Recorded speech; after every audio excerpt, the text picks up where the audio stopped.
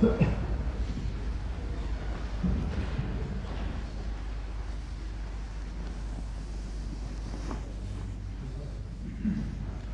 वालेकुम रहमतुल्लाह। आज टाइम वक्त के ऊपर रब्ता हो गया है, वक्त पर रब्ता हो गया। अऊज़ु बिल्लाहि मिनश शैतानिर रजीम, बिस्मिल्लाहिर रहमानिर रहीम। व इन खिफ्तुम अल्ला तुक़सितू फिल यतामा फन्किहू मा ताब लकुम मिनन निसाइ मसना व सुलासा व रुबा। व इन खिफ्तुम अल्ला तादिलू फवाहिदतन औ मा मलकत ऐमानुकुम ज़ालिका अदना अल्ला तऊलू। सूरह निसा आयत 4 जारी है। সূরা নিসার 4 নম্বর আয়াতের দরস অব্যাহত আছে। इसके ताल्लुक में ये जो आखिरी हिस्सा है, इसमें मैंने ये बयान किया আয়াতের শেষ অংশে जिन लोगों ने যা বলার ছিল ये इल्जाम তা হলো তারা शादी के हुक्म के ইসলামকে एक से जायद একাধিক বিয়ের প্রেক্ষাপটে ইসলামকে অভিযুক্ত করেছে যে এর ফলে ইসলামী বিশ্বে এমন পাপ ছড়িয়েছে যার দৃষ্টান্ত খুঁজে পাওয়া ভার।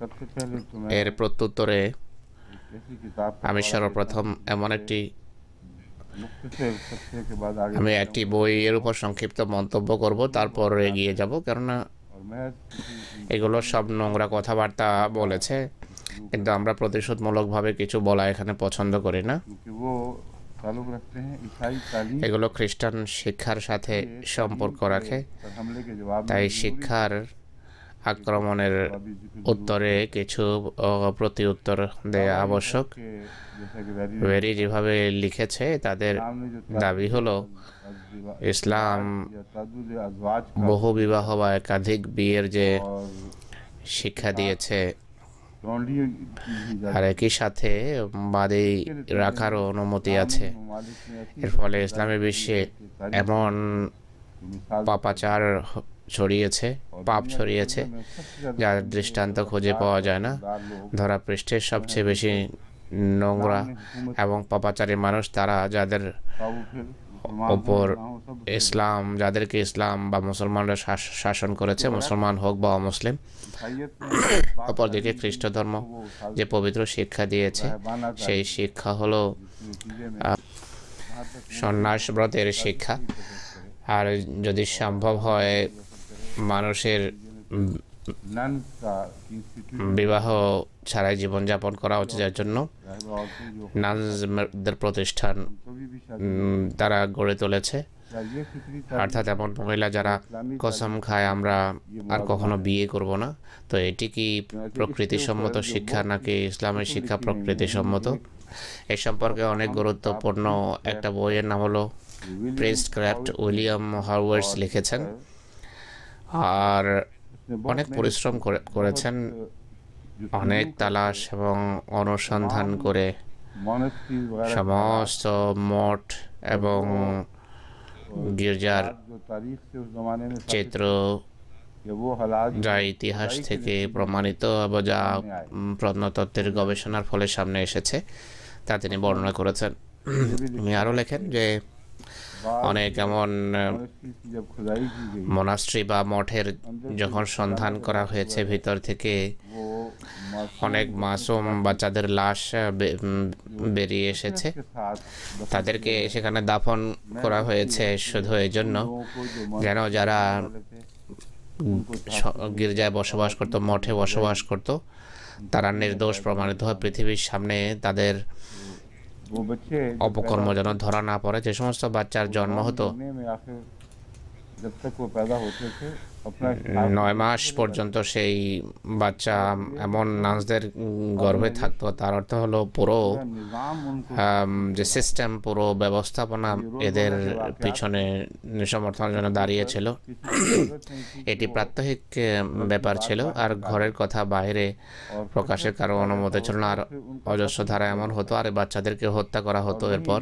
किसी माँ ने আর সেখানেই মঠের নিচে তাদেরকে দাফন করে দেয়া হতো। एक बयान के এক বিবৃতি অনুসারে শত শত লাশ এই ধরনের जो কবরস্থ রয়েছে এই ধরনের গির্জা বা মঠের নিচে।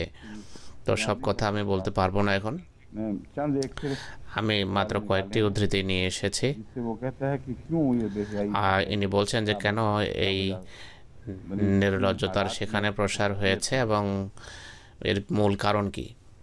इस किताब की প্রিস্ট ক্রাফট পুস্তকের 68 এবং 69 পৃষ্ঠায় লেখা আছে, every person was to confess his sins। প্রত্যেক ব্যক্তিকে পাদ্রের কাছে confession का निज़ाम নিজের পাপ স্বীকার করতে হতো। এই কনফেশন বা স্বীকারোক্তি এটি সবচেয়ে বড় সমস্যা। was put into possession of everything which could enslave a man to him। এইভাবে প্রত্যেক ব্যক্তি পাদ্রির দাসত্বের শৃঙ্খলে আবদ্ধ হতো, পাদ্রির সামনে নিজের দোষ স্বীকার করতে হতো, আর এইভাবে সবাই তার দাস হয়ে যেত, দাসত্বের শৃঙ্খলে এসে যেত। তো পাদ্রির हर ऐसे शख्स के खिलाफ পাদ্রি সবাইকে এক্সপ্লয়েট করতো এবং পাদ্রি এর ফলে অনেক শক্তিশালী হয়ে যেত। अमलन প্রত্যেক ব্যক্তি এইভাবে তার দাস হয়ে যেত, তার কথার বাইরে যেত না। the priest had not only power to their sins but to pardon them। সমস্যা ছিল क्योंकि सिर्फ उसको ये ताकत नहीं थी পাদ্রি শুধু কথা बल्कि चर्च শুনতোই না, বরং পাদ্রি সম্পর্কে তাদের ধারণা ছিল সে ক্ষমা করতে পারে। তাই অনেক নিরীহ মানুষ ক্ষমার বাসনা নিয়ে পাদ্রির কাছে सामने अपने আসতো, নিজের দুর্বলতা, দোষ ত্রুটি ক্ষমা চাইতো। তাদের মাঝে অগণিত মহিলারাও ছিলেন अपनी मस्ती जिंदगी যারা নিজেদের অপ্রকাশিত গোপন জীবনের से पादरी কথাবার্তা, उनके खिलाफ एक हथियार নিজেদের সব কথা স্বীকার করত। এভাবে পাদ্রের হাতে से बदकिरदारी पर একটি অস্ত্র এসে যেত এবং সে তাদেরকে এইভাবে मिलियन অপকর্মে বাধ্য করত। कहता है दसियों लाख ইনি বলছেন যে और मान লক্ষ লক্ষ एंड सेकुलर এমন সন্ন্যাসিনী এবং শত শত পাদ্রী যারা सेकुलर से নিরপেক্ষ ছিল। নিরপেক্ষ অর্থ যারা ধর্মহীন হয়ে থাকে, কিন্তু এখানে মনে হয় এর অর্থ হলো সেই সমস্ত बाकायदा পাদ্রী যারা রীতিমতো এইভাবে এই নিজামের অংশ হওয়ার অঙ্গীকার করেনি, তাদেরকে নিরপেক্ষ বলা হচ্ছে। তাদের কারোই सेकुलर भी थे বিয়ে করার অনুমতি ছিল না। शादी हराम थी मना की हुई थी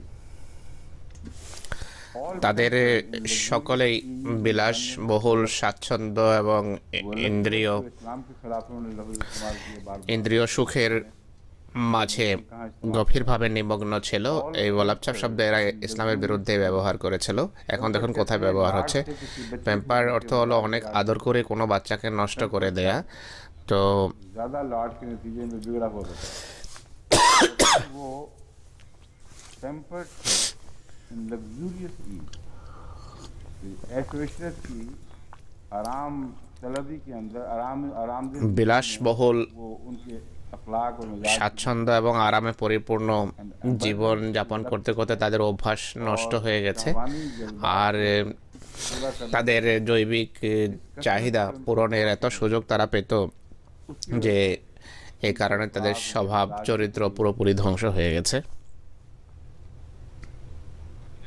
were let loose on the female world as counselors আর जैसे ये हैं এই দুর্ভাগা, এই হতভাগারা जो बेचारी আবার नारी জগতের मुशीर के तौर पर बुलाए नागा পরামর্শদাতা হিসেবে ये लोग थे কাজ করত। जिनको निस्वानी दुनिया का मुशीर তাদেরকে স্ত্রী লোকদের পরামর্শদাতা নিযুক্ত করা হতো। काउंसलर्स एंड कंसल्टेंट्स और उनसे उनके राज मालूम তাদের গোপনীয়তা उनके हमराज জানার জন্য, তাদের গোপনীয়তা माना है जो उन প্রকাশের জন্য তাদেরকে হেফাজতকারী বা সুরক্ষাকারী নিযুক্ত করা হয়েছে।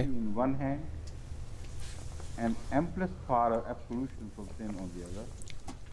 एक हाथ में এক হাতে राज रखने की তাদের দাবি ছিল বা তাদের এই हम चाहें तो तुम्हारा ক্ষমতা ছিল বলতো যে তোমরা যদি চাও তোমাদের গোপনীয়তা আমরা রক্ষা করতে পারি, আর অপরদিকে আমাদের সকল পাপ ক্ষমা করারও অধিকার আছে। effect on domestic purity may be readily imagined.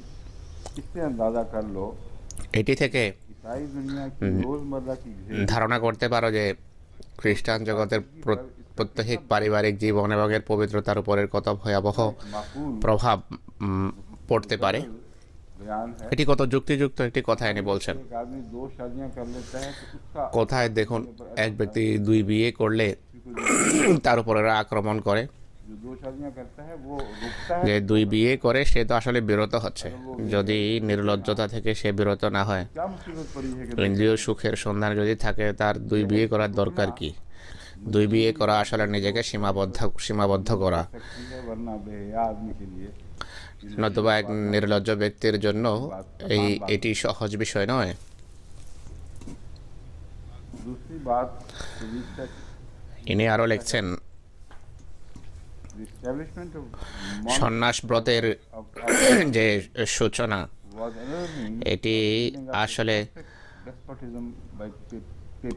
পাপাইয়াতের जो पोप के যে নিরঙ্কুশ ক্ষমতা, জুলম এবং অত্যাচারের একটা রাজ প্রতিষ্ঠা করার একটা যন্ত্র ছিল। उनके সন্ন্যাস ব্রতকে दाद को मुस्तहकम करने পাপাইয়াতের লাগামহীন ने बहुत बड़ा ক্ষমতার বিস্তারের জন্য একটা অস্ত্র হিসাবে তারা ব্যবহার করত। है। जहाँ monks মঙ্ক্রি শব্দের অর্থ হলো যে এখানে মঙ্ক जो বা সন্ন্যাসীকে প্রশিক্ষণ দেওয়া হয়, সেখানে পাদ্রীরা থাকতো আর वे সন্ন্যাসী এবং সন্ন্যাসিনীরা থাকতো, তারাও থাকতো। তারা এবং इसके मुकाबले पर यहाँ थे সেকুলার ক্লার্জির বিয়ে করার অনুমতি ছিল না। সেকুলার ক্লার্জি বলতে কি বোঝায়? क्या माने ordained সন্ন্যাসীর মোকাবেলায় এর অর্থ কি? তো জিজ্ঞেস করছেন, এটা একটু খবর নেবেন তো, খুঁজে দেখবেন এর অর্থ কি। and hence flowed a torrent of corruption. এইভাবে সারা পৃথিবীকে তারা দুর্নীতির প্রবল বন্যায় ভাসিয়ে দিয়েছে। तमाम दुनिया में इस बेहयाई के सैलाब उमड़ पड़े। নির্লজ্জতার একটা প্রবল বন্যা বয়ে গেছে। 8th century they formed says Moshine connections with those women who had made vows of chastity. पिछली सदी তৃতীয় শতাব্দীতে इन लोगों ने उन औरतों से সেই সমস্ত आवारगी के মহিলাদের সাথে যৌন সম্পর্ক স্থাপন করে যারা কুমারী ব্রতের অঙ্গীকার করেছিল, for an ecclesiastic to admit one of these, আর এমন সুন্দরী but still under the most solemn saint বা বুজুর্গ মহিলাদের কাউকে বিছানায় স্থান দেয়া তাদের নিত্য নৈমিত্তিক ব্যাপার ছিল।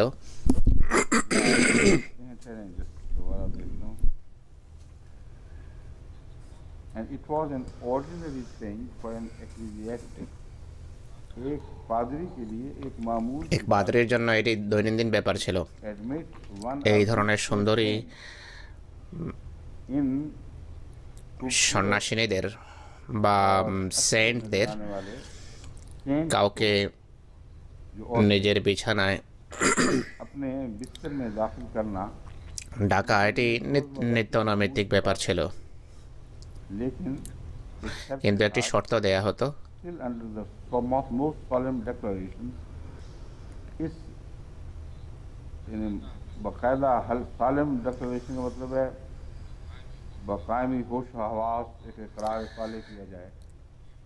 ये वो इकरार साले কিন্তু এই অঙ্গীকারনামা নেওয়া হতো তাদের কাছ থেকে pass contrary to the যে পবিত্রতার বিরোধী কোনো কাজ যেন না হয়, পবিত্রতা, পরিচ্ছন্নতা, সম্ভ্রম এর বিরোধী কোনো কাজ আমরা করব না। আমাদের এই সম্পর্কের কারণে সেই পবিত্রতা বিন্দুমাত্র প্রভাবিত হবে না, এটি তারা একটা অঙ্গীকার করত নিজেদের মাঝে। অপকর্ম চলছে আর একই সাথে পবিত্রতাও বহাল রয়েছে। এই পবিত্র, এরা ছিল পবিত্র উপপত্নী এই পাদ্রীদের।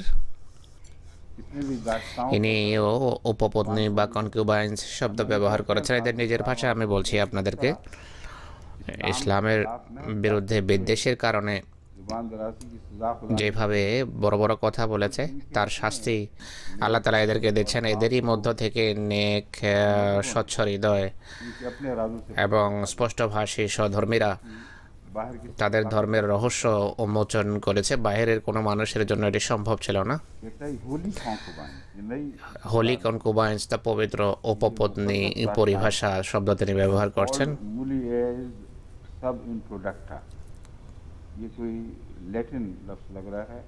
मुलिएस मुलिएस और मुलिएरेस सब इंट्रोडक्टा in the succeeding ages so much did their licentiousness and ignorance increase that in the 10th century few of the monks knew the rules of their own orders which they had sworn to obey, but lived in the most luxurious and prodigal magnificence with their concubines. कहते हैं तीसरी सदी से शुरू हुआ होगा किसका ইনি বলছেন যে এই কাহিনী और 10वीं तक তৃতীয় শতাব্দীতে আরম্ভ হয়েছে। দশম শতাব্দী পর্যন্ত পৌঁছতে পৌঁছতে অবস্থা এমন হয়েছে, বিরল এমন সন্ন্যাসিনী আপনি দেখবেন तो अपनी मंत्री যে अपनी इंस्टीट्यूशन के যে নিজের এই প্রতিষ্ঠানের সমস্ত আইনের ঊর্ধ্বে চলে যায়নি, অর্থাৎ আইন তারা এমন जिनके मुताबिक कस्में खाई हुई थी অর্থাৎ যার সম্পর্কে কসম খেয়েছিল যে আমরা এগুলো অনুসরণ করব, তারা অত্যন্ত বিলাসবহুল জীবনযাপন করত পত্নী বা উপপত্নী হিসাবে। পাদ্রীদের সাথে পাদ্রীরা এই সমস্ত দাসী বা উপপত্নীদের ব্যবহার করত। is full of the fearful and disgraceful details of the rank licentious corruption of monasteries and priestly houses. कहता है कि एक मुल्क এটি কোনো এক দেশের কাহিনী নয়, तमाम পুরো ইউরোপীয় দেশে বা ইউরোপিয়ান জাতিগুলোতে এই ভয়াবহ কাহিনী এবং এই নির্লজ্জ কাহিনীর সর্বত্র আপনারা कहानी পুনরাবৃত্তি দেখবেন। সমস্ত ইউরোপিয়ান বিশ্বের একই অবস্থা। ইনি বলছেন এটি এমন দুর্নীতি যেখানে সব কিছু করার অনুমতি আছে, লাগামহীন দুর্নীতি যেটিকে বলা হয়। अपने आप को এই লাগামহীন দুর্নীতির তারা करप्शन जो हर দাসত্ব করত। छुट्टी दे देती है। रैंक से मतलब है हर किस्म की র্যাঙ্কলেস অর্থ হলো সকল প্রকারের নিজহীন আচরণ তারা করত। corruption of monasteries and priestly houses. Monasteries की और গির্জার এবং মঠের আর পাদ্রীদের ঘরে, পাদ্রীদের জীবনে এই ধরনের यूरोप के हर ममालिक নোংরা এবং নিজ ঘটনা সর্বত্র দেখবেন। is well known by our commissioners. এই সমস্ত গির্জা বা মঠকে राजों বন্ধ করার জন্য যে কমিশন নিযুক্ত হয়েছে আমাদের দেশে, সেই কমিশনই commissioners of the state of the monastery গির্জার এই ঘৃণ্য চিত্রকে তুলে ধরেছে। are too offensive. আর এগুলো প্রকাশ করতেও कहते हैं वो মানুষের রুচিতে বাধে। আমাদের দেশেও এমন हमारे मुल्क में মনাস্ট্রি বা और उनको গির্জা ছিল, মঠ ছিল, আইন করে সেগুলোকে উঠিয়ে দেওয়া হয়েছে। এর জন্য যে কমিশন বসানো হয়েছে রিপোর্ট করার জন্য, ये जो बातें बयान ইনি এই যে কথাগুলো বলছেন बयान की এগুলো এখানে বর্ণনা করা যেতে পারে, ऐसी बड़ी संख्या এমন লজ্জার কিছু নেই। मगर वो बातें जो कमीशन কমিশনার যে সমস্ত কথাগুলো লিখেছেন সেগুলো এমন बयान की भी লজ্জাজনক যে এখানে বর্ণনা করারও বর্ণনা করতেও বাধে। while they had been for generations living in this abhorrent style, having the very monasteries swarming with loose women. They had not only been burning all those who dared to differ with them in opinion, but it is declared by an act of the আর এটি 47th বংশ পরম্পরা গির্জাতে চলতে থাকা যারা তাদের সাথে মতভেদ করত তাদেরকে তারা diverse জ্বালিয়ে ফেলত। আর had been made bold to commit murder, rape, robbery, theft, and all others. সকল প্রকারের অপকর্ম সেখানে হতো। इसी हद तक बात है ইনি বলছেন যে যদি কথা हम এতটা হতো एक তাহলেও আমরা বলতে পারতাম যে এখানে সেই জুলুম শেষ হয়েছে। কিন্তু সবচেয়ে বড় ভয়াবহ বিষয় ছিল এই সমস্ত দুর্ভাগারা अपने जराइम पर पर्दा নিজেদের डालने के অপরাধকে लिए मुकम्मल इख्तियारात ঢেকে রাখার জন্য আইনগত সকল जो भी इनके राजों से पर्दा শক্তি उठाए এবং ক্ষমতা তাদের হাতে ছিল। যেই তাদের বিরুদ্ধে কথা বলতো বা সাহস দেখাতো কথা বলার, তাদেরকে আগুনে জীবন্ত জ্বালিয়ে ফেলা হতো। ऐसे जो और হাজার হাজার এমন মহিলা এবং মানুষ के कहने पर जिंदा आग में जला তাদের কথায় জীবন্ত অগ্নিতে তাদের দাহ করা হয়েছে। কারো মুখ খোলার সাহস ছিল না। आसान तरीका আর তাদের কাছে मैंने लिखा लेकिन इसका সবচেয়ে সহজ উপায়, যা অন্য পুস্তকে লেখা আছে, তা হলো हवाला तो मैं दे दूं এর উদ্ধৃতি দিচ্ছি, উইচক্রাফট, পৃষ্ঠা 146। হুজুর বলছেন যে পৃষ্ঠা লেখার সময় বলা উচিত যে কবে ছেপেছে। সপ্তম সংস্করণ এটি। John Chapman 121 Newgate Street Middlesex होगा आगे মিডল গেট থেকে, মিডল সেক্স থেকে এটি ছেপেছে। FL 40 में से ये जो रोमन हरफ है ना, इनके जमा तो सही बड़ा मुश्किल काम है। बाईं तरफ जो है इसको मंफी करते हैं, दाईं तरफ शायद इसको जमा करते हैं, और ये बड़ा लंबा सा एक टुकड़ा बन गया है। इसकी जमा तस्वीर ये बड़ा मुश्किल है यहाँ। MIDCCCXLV ये है नंबर। इस वक्त इस नंबर के साथ ये किताब शाया हुई है। 8, 69, 82, 83, 146 वहाँ के वाले। পেজ 68, 69, वो जो जलने के 68, 69, 143, औरतों को 168 থেকে নেওয়া হয়েছে।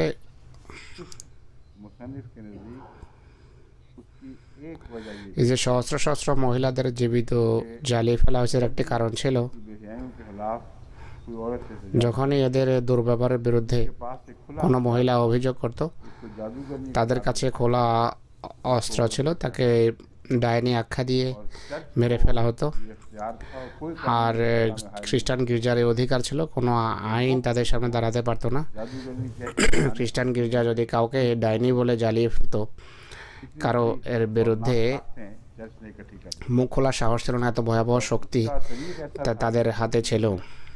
जादूगरनी नाम ही साबित আর तो फिर ডাইনি প্রমাণ না হলেও, প্রমাণিত না হলেও মুখ খুলতে পারতেন না তারা। टेस्ट एक मुकर किया होता है।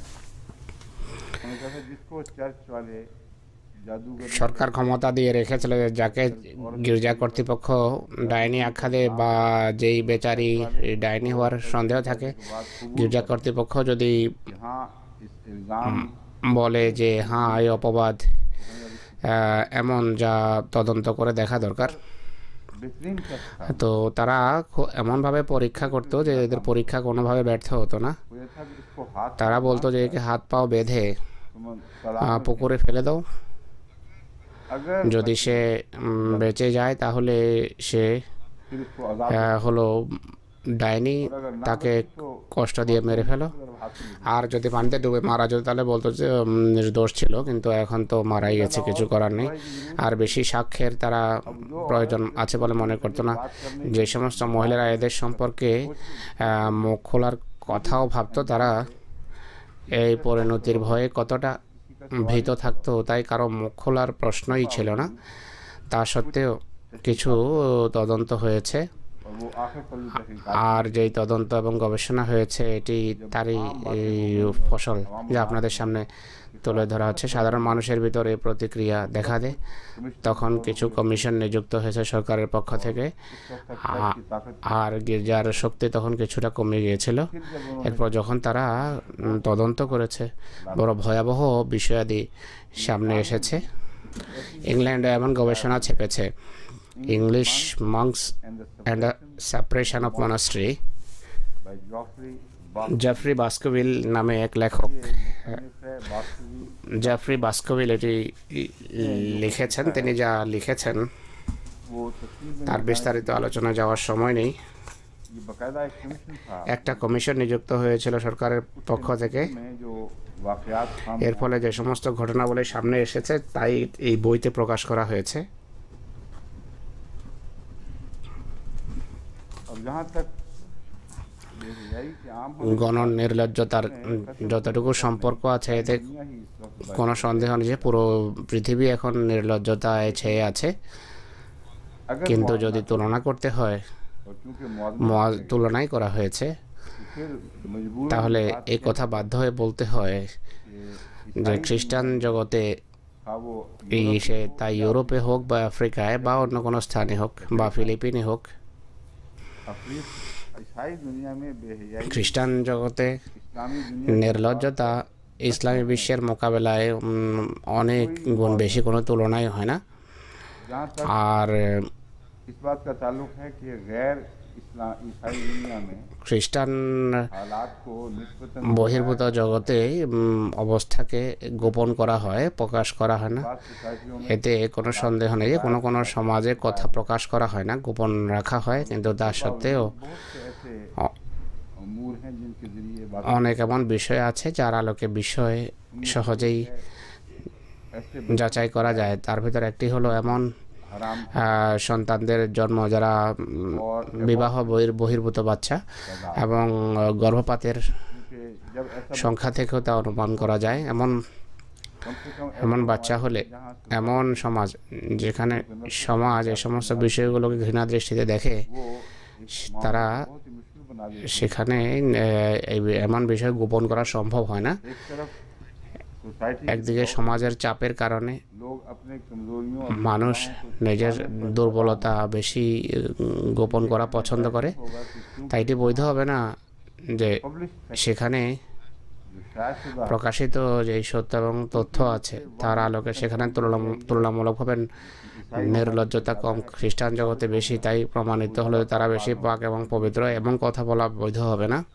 जो हम जानते हैं কারণ আমরা জানি दबाव ज्यादा हो যেখানে वहाँ मुनाफा চাপ বেশি হয় সেখানে মুনাফেকতও দেখা যায়। কোনো কোনো অপরাধ এখানে প্রকাশ্যে সামনে আসে, মানুষ স্বীকার করে, কিন্তু আমাদের দেশে তা স্বীকার করা হয় না, গোপন করা হয়।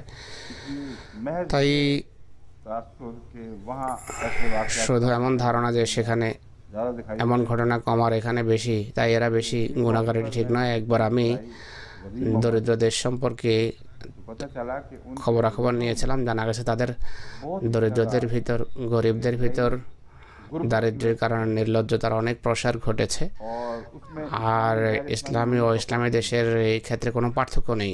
আরব বিশ্বে क्योंकि बुनियादी मयार যেহেতু জীবন যাপনের মান উন্নত, वहाँ তাই সেখানকার इस मामले में कोई অর্থনীতির वहाँ यकीनी तौर पर ये এই ক্ষেত্রে কোনো ভূমিকা নেই। সেখানে নিশ্চিতভাবে বলা যায়, সমস্ত গবেষকরা এই কথাকে স্বীকার করে যে আরব বিশ্বে নির্লজ্জতার है वो गिर যে নির্লজ্জতা অনেক কম এবং পবিত্রতার মান অনেক উন্নত।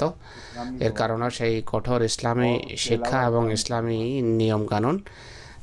अगर किसी जगह যদি কোনো স্থানে নিশ্চিতভাবে এই কথা বলা যায় যে নির্লজ্জ আচার আচরণ সেখানে কম, তাহলে আমরা বলতে পারি যে আরব বিশ্বে ইসলামী আইন এবং ইসলামী শাসন ব্যবস্থার কারণে নির্লজ্জতা কম। यहाँ बाकियों के मुकाबले কেউ বলতে পারবে না যে অন্যান্য দেশের মোকাবেলায় এখানে মানুষ বেশি নির্লজ্জ, बेहयाई की কিন্তু সেখানে অন্য ধরনের उनकी उपतफसील নির্লজ্জতা রয়েছে। বিস্তারিত এখানে আলোচনার প্রয়োজন নেই, কিন্তু আমি এই কথা বলতে চাই दबाव के बढ़ने की वजह से मुनाफिकत भी बढ़ যে নৈতিক চারিত্রিক চাপের কারণে কপটতাও বেড়ে যায়। তাই শুধু এই কারণে কোনো দেশকে পবিত্র এবং কোনো দেশকে গুনাহগার বলা যাবে না। एक बात दूसरी কিন্তু আরও একটি কথা আছে, जहाँ खुल खेलने की इजाज़त हो, जहाँ अखलाकी दबाव যেখানে প্রকাশ্যে মানুষ যাচ্ছে তাই করতে পারে, যেখানে लोग भी बेहयाई के शिकार हो যেখানে চাপ নেই, যেখানে মানুষ दबाव की सूरत में সেখানে মানুষ যাচ্ছে তাই করতে পারে, उनके वहम व गुमान में भी नहीं आता कि ये সেখানে মানুষ ভাবতেও পারেন। যেখানে চাপ আছে সেখানে মানুষ ভাবতে পারে না অনেক কাজের কথা, হয়তো অজস্র ধারায় बहीम सिफत इंसानों के बहीमाना सिफत इंसानों নিরীহ ছেলে মেয়ে এমন और পশুর মতো মানুষের আচার আচরণের শিকার হয় बयान किए যে शुमार बोलते हैं পরিসংখ্যান उनमें एक एबॉर्शन পরিসংখ্যান থেকে অনেক কিছু বোঝা যায়। एक যেমন গর্ভপাতের হারকে নিন, बीमारियों के जो जिनका सेक्स से ताल्लुक है उन बीमारियों के अदालत আর তার এছাড়া যৌন ব্যাধির যে পরিসংখ্যান আছে, সেই দৃষ্টিকোণ থেকে আমি আপনাদের সামনে কিছু कह सकता कि তথ্য তুলে ধরব। उसमें बच्चियां होती हैं या बच्चे होते हैं नाजायज और उनको छुपा কেউ दिया কথা जाता বলতে পারো না যে ইসলামী দেশে है। जब बच्चा অবৈধ हो जाए तो उसको फिर छुपाया नहीं ছেলে जाता। মেয়ে হয় আর जितना প্রকাশ ज़्यादा করা फैल হয় না। जितना ज़्यादा বাচ্চা হয়ে গেলে আর গোপন করা যায় না। अवामुन्नास में যত বেশি কোনো সমাজে বিধিনিষেধ থাকে এমন সমাজে সাধারণ মানুষের उसी हद तक ভিতর उसका नुमाया हो তত বিরোধ তত বেশি প্রতিরোধ দেখা যায় এবং ততই স্পষ্টভাবে এমন ঘটনা সামনে আসে। वहाँ बहुत कम তাই গর্ভপাতও সেখানে তত বেশি গোপন করা যায় না। फर्क नहीं पड़ता, वहाँ कुल करवा इस्तेमाल की जाती है। और मैं आपके আর যে সমস্ত দেশে এমন पैदाइश की शरह বিধিনিষেধ নেই সেখানে প্রকাশ্যে এই গর্ভপাতের কথা স্বীকার করা হয়। কিছু নির্ভরযোগ্য রেফারেন্স আমি আপনাদের সামনে তুলে ধরবো যাতে আপনারা বুঝতে পারবেন। सवालों के साथ तो मैंने कह दिया। और हमारा নির্ভরযোগ্য রেফারেন্সের কথা তো বললাম কিন্তু রেফারেন্স এখানে নেই। साथ में इसमें হুজুর বলছেন অনর্থক আমাকে অনর্থক লজ্জিত করছেন। कोई ऐसी चीज़ जिसका मुस्लिम हवाला ना हो हम पेश নির্ভরযোগ্য রেফারেন্স বা উদ্ধৃতি যদি না থাকে তা এখানে পেশ করা যেতে পারে না।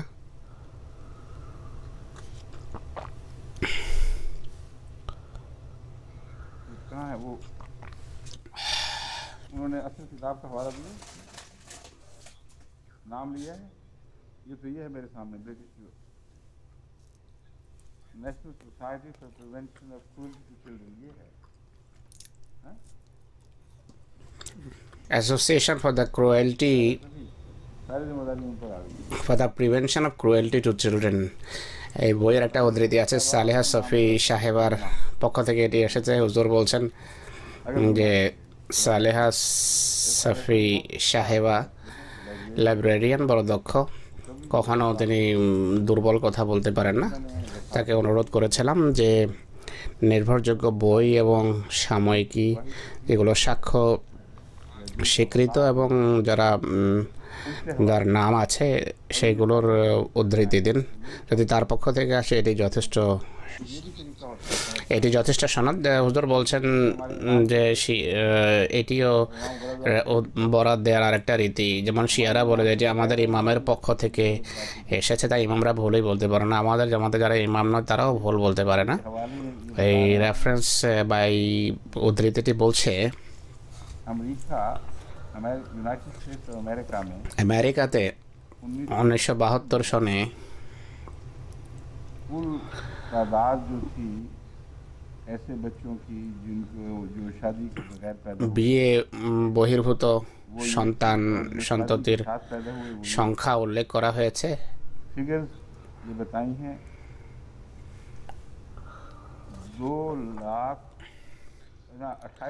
28,55,211 জন बाकायदा शादी की সন্তানের জন্ম হয়েছে বিয়ের ফলে, और আর 4,03,200 বাচ্চা জন্মেছে বিবাহ বহির্ভূত বাচ্চা। ये तादाद আর 79 সনে এই সংখ্যা ये किताब আরও বেড়ে যায়। क्योंकि ताज़ा नहीं है इनके लिए, मगर 89 गुजरे हुए काफ़ी देर हो गई है, उसमें तादाद इसमें हुई जो 79 सনে বিয়ের ফলশ্রুতিতে যত বাচ্চার জন্ম হয়েছে তাদের সংখ্যা হলো 28,96,610। यानी 72 से 89 অর্থাৎ 72 থেকে 79 পর্যন্ত এই ক্ষেত্রে সংখ্যা তত বৃদ্ধি পায়নি। অথচ বিবাহ বহির্ভূত বা অবৈধ সন্তানের সংখ্যার ক্ষেত্রে উল্লেখযোগ্য বৃদ্ধি দেখা যায়। 5,95,788 জন এমন जो বাচ্চার জন্ম হয়েছে ये कुल निस्बत 17.1। বিবাহ বহির্ভূত। फ्रांस में फ्रांसे 7.4 थी 1972 और 80 में 7.8 লক্ষ, আর 80-তে 11.8 লক্ষ। জার্মানিতে 1972 16.2, जो 80 में बढ़कर 22.8 तक, আর 80-তে 22.8-এ গিয়ে তা পৌঁছে। अब तक काफ़ी वक्त 80-র পর এখন অনেক সময় কেটে গেছে। ইংল্যান্ডে 1972-এ 8.8 এই অনুপাত ছিল 8.6, और 89 में 10.9 আর 79-তে 10.9-এ তা পৌঁছেছে। स्वीडन सरे फहरिस्त है, সুইডেন হলো তালিকার শীর্ষে। क्योंकि बड़ी देर से ही वहाँ দীর্ঘদিন থেকে সেখানে অবস্থা বড় অদ্ভুত। নাস্তিকতা এবং কট্টর খ্রিস্টান ধর্ম হাতে হাত রেখে আগাচ্ছে। জনসাধারণ বেশিরভাগ বা অজস্র ধারায় নাস্তিকতার শিকার হচ্ছে। স্কুল কলেজে সেখানে নাস্তিকতার পক্ষেই কথা বলা হয়। তা সত্ত্বেও ইসলামের প্রশ্ন আসলে খ্রিস্ট ধর্ম এর বিরুদ্ধে দাঁড়ায় এবং কট্টর পন্থী দৃষ্টিভঙ্গি রাখে তারা ইসলামের বিরুদ্ধে। তাদেরকে বাধা দেওয়ার কেউ নেই। সেখানে যদি কোনো খ্রিস্ট ধর্ম বাকি থাকে, ইসলামের শত্রুতাতেই আছে, যা চিন্তার বিষয়। সুইডিশ মন মানসিকতার জন্য এটি একটি অনেক বড় চ্যালেঞ্জ। 1972-এ তাদের সংখ্যা ছিল 25.1। 1980-তে সেই সংখ্যা হলো 39.7 ভাগ বাচ্চা তাদের বিবাহ বহির্ভূত, যাদের সম্পর্কে এটি অফিসিয়াল ঘোষণা। আর নিশ্চিতভাবে প্রমাণিত যে বিয়ে বহির্ভূত বাচ্চা তারা। ডেনমার্কে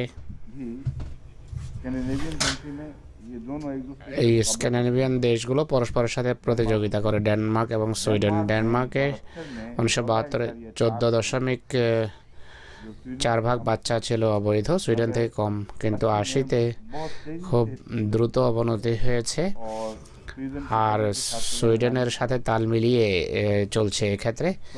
14 থেকে লাভ দিয়ে 33.2-এ পৌঁছে গেছে। শতকরা 33.2 ভাগ বাচ্চা তাদের অবৈধ সন্তান বা বিয়ে বহির্ভূত সন্তান। নরওয়ে এদের ভিতর সবচেয়ে ভালো। নরওয়ের ভালো হওয়ার কারণ হলো, কারণ ধর্ম নয়, বরং তাদের পারিবারিক জীবন সেখানে বেশি সংরক্ষিত। নরওয়ের বিশাল অঞ্চল গ্রাম্য জীবন পদ্ধতি তারা পছন্দ করে। মদের ব্যাধি যদি না হতো, নরওয়েতে এটি ভয়াবহ ব্যাধি, তো এই রোগ যদি না হতো চারিদিক থেকে, নরওয়ে দেশগুলোর ভিতর ভালো। যে অন্যায় অবিচার সেখানে আছে মদের কারণে। মদ সেখানে এমন জিনিস যে যেন মদ ছাড়া তারা চলতেই পারে না। নরওয়েতে তা সত্ত্বেও শুধু 8.7 ভাগ বাচ্চা অবৈধ, যা 1980-তে 14তে পৌঁছে। অন্যান্য দেশের ভিতর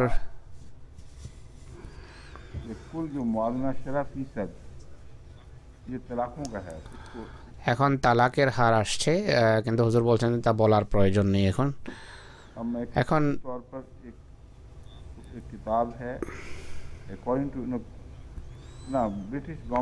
ব্রিটিশ সরকারের একটা বই ব্রিটিশ সরকার পক্ষ থেকে প্রকাশ করা হয়েছে।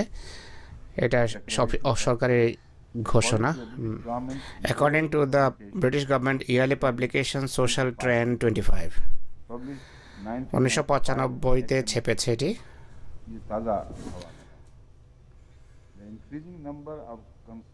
বিবাহ বহির্ভূত গর্ভধারণের ফলে বিবাহ বহির্ভূত সন্তানের সংখ্যা অনেক বেড়ে গেছে। গত 30 বছরে বিবাহ বহির্ভূত জন্মের সংখ্যা প্রতি 3টিতে 1টিতে পৌঁছেছে এখন, যা 1993-তে ছিল 20 জনে 1 জন। 20 জনে 1 জন ছিল তখন বিবাহ বহির্ভূত, এখন 3 জনে 1 জন। এখানকার আহমদীদেরকে নিজ নিজ পরিবেশের বিরুদ্ধে জিহাদ আরম্ভ করতে হবে, যে মূল্যবোধের দিকে তোমরা ফিরে আসো।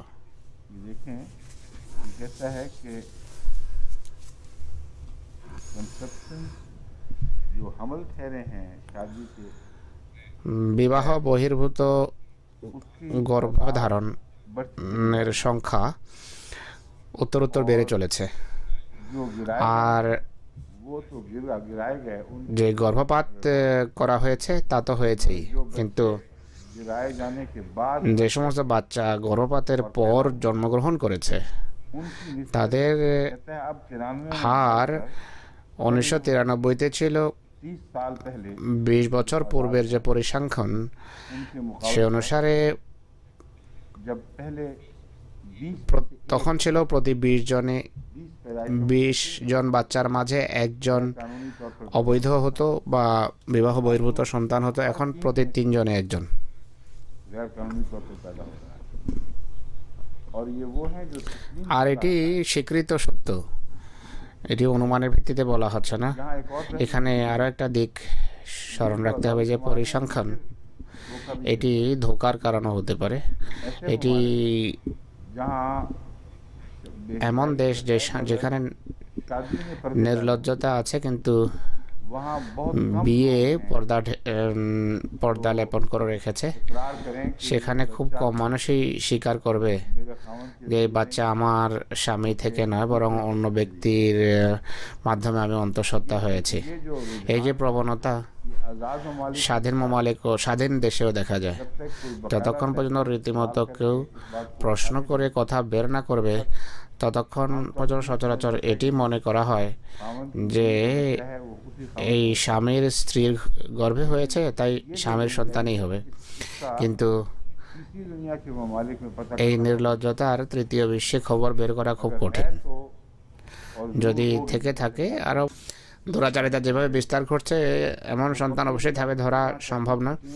সেখানে কেউ काम करेंगे তদন্ত করতে গেলেও যে ঘরে যাবে তারা পিটিয়ে বের করে দেবে, জুতা মেরে বের করে দেবে। খবরদার, আমাদের দোষারোপ করার কে, তুমি কে জিজ্ঞেস করার। এখানে বিষয় এমন নয়। এখানে एक पहलू से একদিক থেকে এটি অনেক বড় সত্যতা এবং ভদ্রতা। সত্যের বিষয়ে এরা সহযোগিতা করে। अगर গোপন করলেও हम कुछ करें বলবে যে যাও, আমরা কিছু বলবো না, বলার জন্য প্রস্তুত নেই। অনেক সময় মানে যে হ্যাঁ এটি অমুকের সন্তান।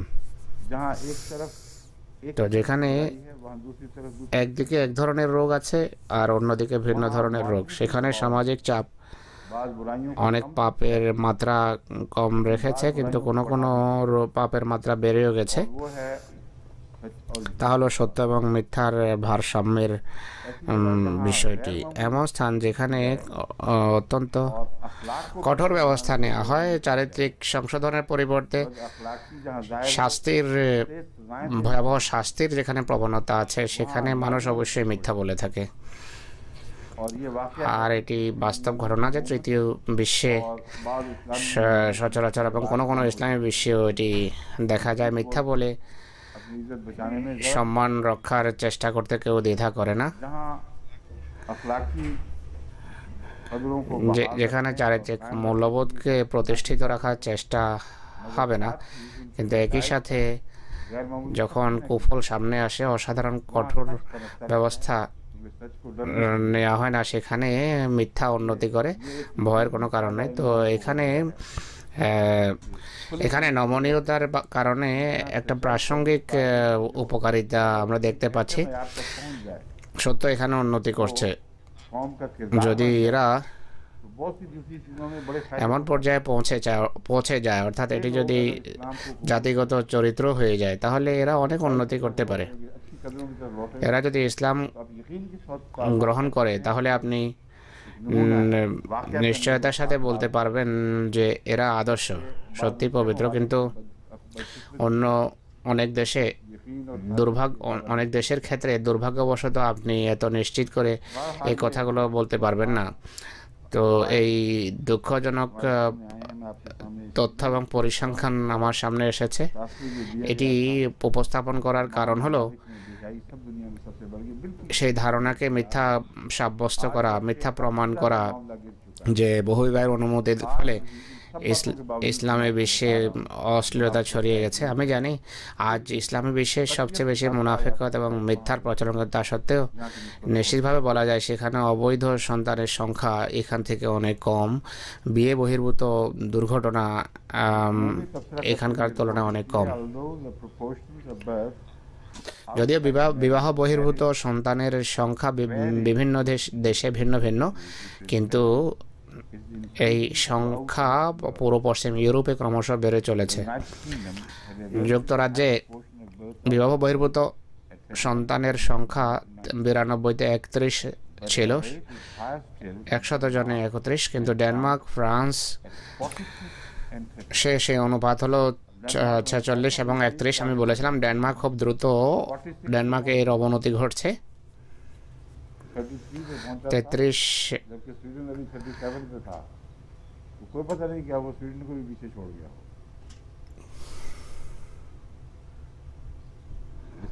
On the other hand, the rate is still very low in Greece and অপরদিকে গ্রিস এবং ইটালিতে এই সংখ্যা অনেক কম। গ্রিস এবং or 7 এই অনুপাত হলো 3 এবং 7 যথাক্রমে। क्या वजह है? 100 জনে 3 জন বা 100 জনে 7 জন। এর কারণ কি? এর কারণ তাই जो मैंने যা আমি পূর্বে বর্ণনা করেছি, नॉर्वे के নরওয়ের প্রেক্ষাপটে আমি বলেছি, जहाँ खानदानी যেখানে পারিবারিক বন্ধন দৃঢ় তুলনামূলকভাবে, সেখানে इन चीज़ों पर এমন অপকর্মের উপর নিষেধাজ্ঞা আরোপিত হয়। अगर যদি কোনো ঘটনা বা দুর্ঘটনা ঘটেও থাকে তা পর্দার অন্তরালে থাকে, তা বাহিরে আসতে দেয়া হয় না। তাই এই কথা বলা যে যে ইটালি চারিত্রিক দিক থেকে অনেক উন্নত, এটি ঠিক নয়। এটি পরিসংখ্যান সামনে আসছে, मैंने खुद भी सफर কিন্তু এখান থেকে যারা গিয়েছে এবং আমি নিজেও সফর করেছি, আমি দেখেছি সেখানে অনেক নির্লজ্জতা রয়েছে। कुछ उसको महदूद दायरे में महफूज কিন্তু পারিবারিক অখণ্ডতার কারণে এটি কম, আর পরিবারের চাপের কারণে शुमाली इलाकों में উত্তর অঞ্চলে এগুলা তুলনামূলকভাবে কম নির্লজ্জতা। लेकिन কিন্তু এর কারণ হলো नजरें खानदानी পরিবারের চাপ, পরিবারের পক্ষ থেকে নিরাপদ রাখার প্রচেষ্টা, এটি অনেক বড় ভূমিকা পালন করে। এখানেও এটিকে আমাদের কাজে লাগানো উচিত। যে ক্ষেত্রে ये खानदानी পারিবারিক মূল্যবোধ পদদলিত হয়, সেখানে সমাজের জেনারেল ক্ষতি অনেক বেশি হয়। আমেরিকাতে और जमात মুসলমান এবং জামাতে আহমদিয়াকে বিশেষ করে में एक बड़ी मुश्किल का এ বিষয়ে অনেক সমস্যার वहाँ का সম্মুখীন হতে হচ্ছে। शुमार से সে- गायब हो चुका है। সেখানকার সামাজিক वो बहुत ज्यादा প্রবণতা ভয়াবহ এবং অনেক বিষাক্ত হয়ে গেছে সমাজ। दुनिया के এতটা বিষাক্ত যে ধরা পৃষ্ঠে কোনো সমাজ এমন হবে না। স্বাধীনতার নামে তারা यही तालीम देने প্রকাশ্য নির্লজ্জতার শিক্ষা দেওয়ার কেন্দ্র বানিয়ে রেখেছে। পৃথিবীর কোনো দেশে নির্লজ্জতার শিক্ষার জন্য এমন প্রতিষ্ঠান নেই, যেমনটা আমেরিকাতে আছে। আমেরিকান চলচ্চিত্র সারা পৃথিবীতে একটা সমস্যার সৃষ্টি করে রেখেছে। নির্লজ্জতায় নেতৃত্বে তারা ইউরোপ, এরপর তাদের অনুসরণ করে এবং তৃতীয় বিশ্ব তার পিছনে আসে। सैटेलाइट टेलीविजन প্রথমে স্যাটেলাইট টেলিভিশনের প্রচলন ছিল না, তাই তৃতীয় বিশ্বের দেশ इन बेहया फिल्मों এ পর্যন্ত এই সমস্ত নোংরা ফিল্ম পৌঁছতো না। কিন্তু এখন দুর্ভাগ্যবশত স্যাটেলাইটের প্রচলন साथ हाथ में हाथ নির্লজ্জতার হাতে হাত রেখে স্যাটেলাইট তার সফর আরম্ভ করেছে, এবং এছাড়া স্যাটেলাইট চলতেই পারে না আহমদিয়া ভূ উপগ্রহ ছাড়া। এর কারণ হলো এখন পর্যন্ত যত কোম্পানি আছে दुनिया में काम পৃথিবীতে, যত স্যাটেলাইট কোম্পানি কাজ করছে तस्वीरें या प्रोग्राम বা অনুষ্ঠান পৌঁছানোর যারা কাজ করে, उस সবগুলোই आमद पर বিজ্ঞাপনের আয়ের ভিত্তিতে जो मुख्तलिफ कंपनियां अपने কাজ করে।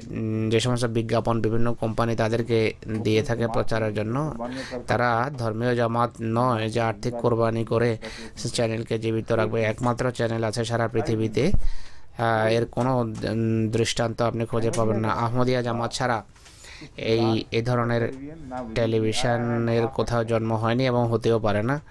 জামাতে আহমদিয়াকে আল্লাহ তাআলা এই সৌভাগ্য দিয়েছেন। শুধু আল্লাহ তাআলার খাতিরে উন্নত মূল্যবোধের জন্য তারা আর্থিক কোরবানি করে এবং উপভোগ করে। কোরবানি ত্যাগ স্বীকার করে তারা বিরক্ত হয় না, যত বেশি কোরবানি করে তত আনন্দ পায়। এই দিক থেকে জামাতে আহমদিয়ার অবস্থা সেই বিড়ালের মতো যে রেতিতে জিব্বা ঘষে আবার জিব্বার স্বাদ নিত, আর কিন্তু স্বাদ নিচ্ছ নিজের জিব্বার সেই রক্তের যে সে স্বাদ পাচ্ছিল, এইভাবে সে পুরো জিব্বা খেয়ে ফেলেছে।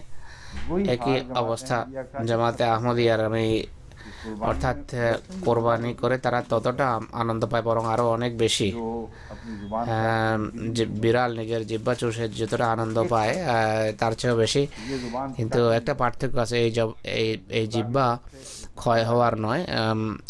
আল্লাহর পক্ষ থেকে প্রতিশ্রুতি আছে, লক্ষ জিহ্বাও যদি তুমি চুষো আর কোটি তোমাদেরকে দেয়া হবে। তো আজকের পৃথিবীতে জামাতে আহমদিয়ার টেলিভিশন নির্লজ্জতার বিরুদ্ধে किरदार এক অসাধারণ ভূমিকা পালনের ক্ষেত্রে নিদর্শন বটে।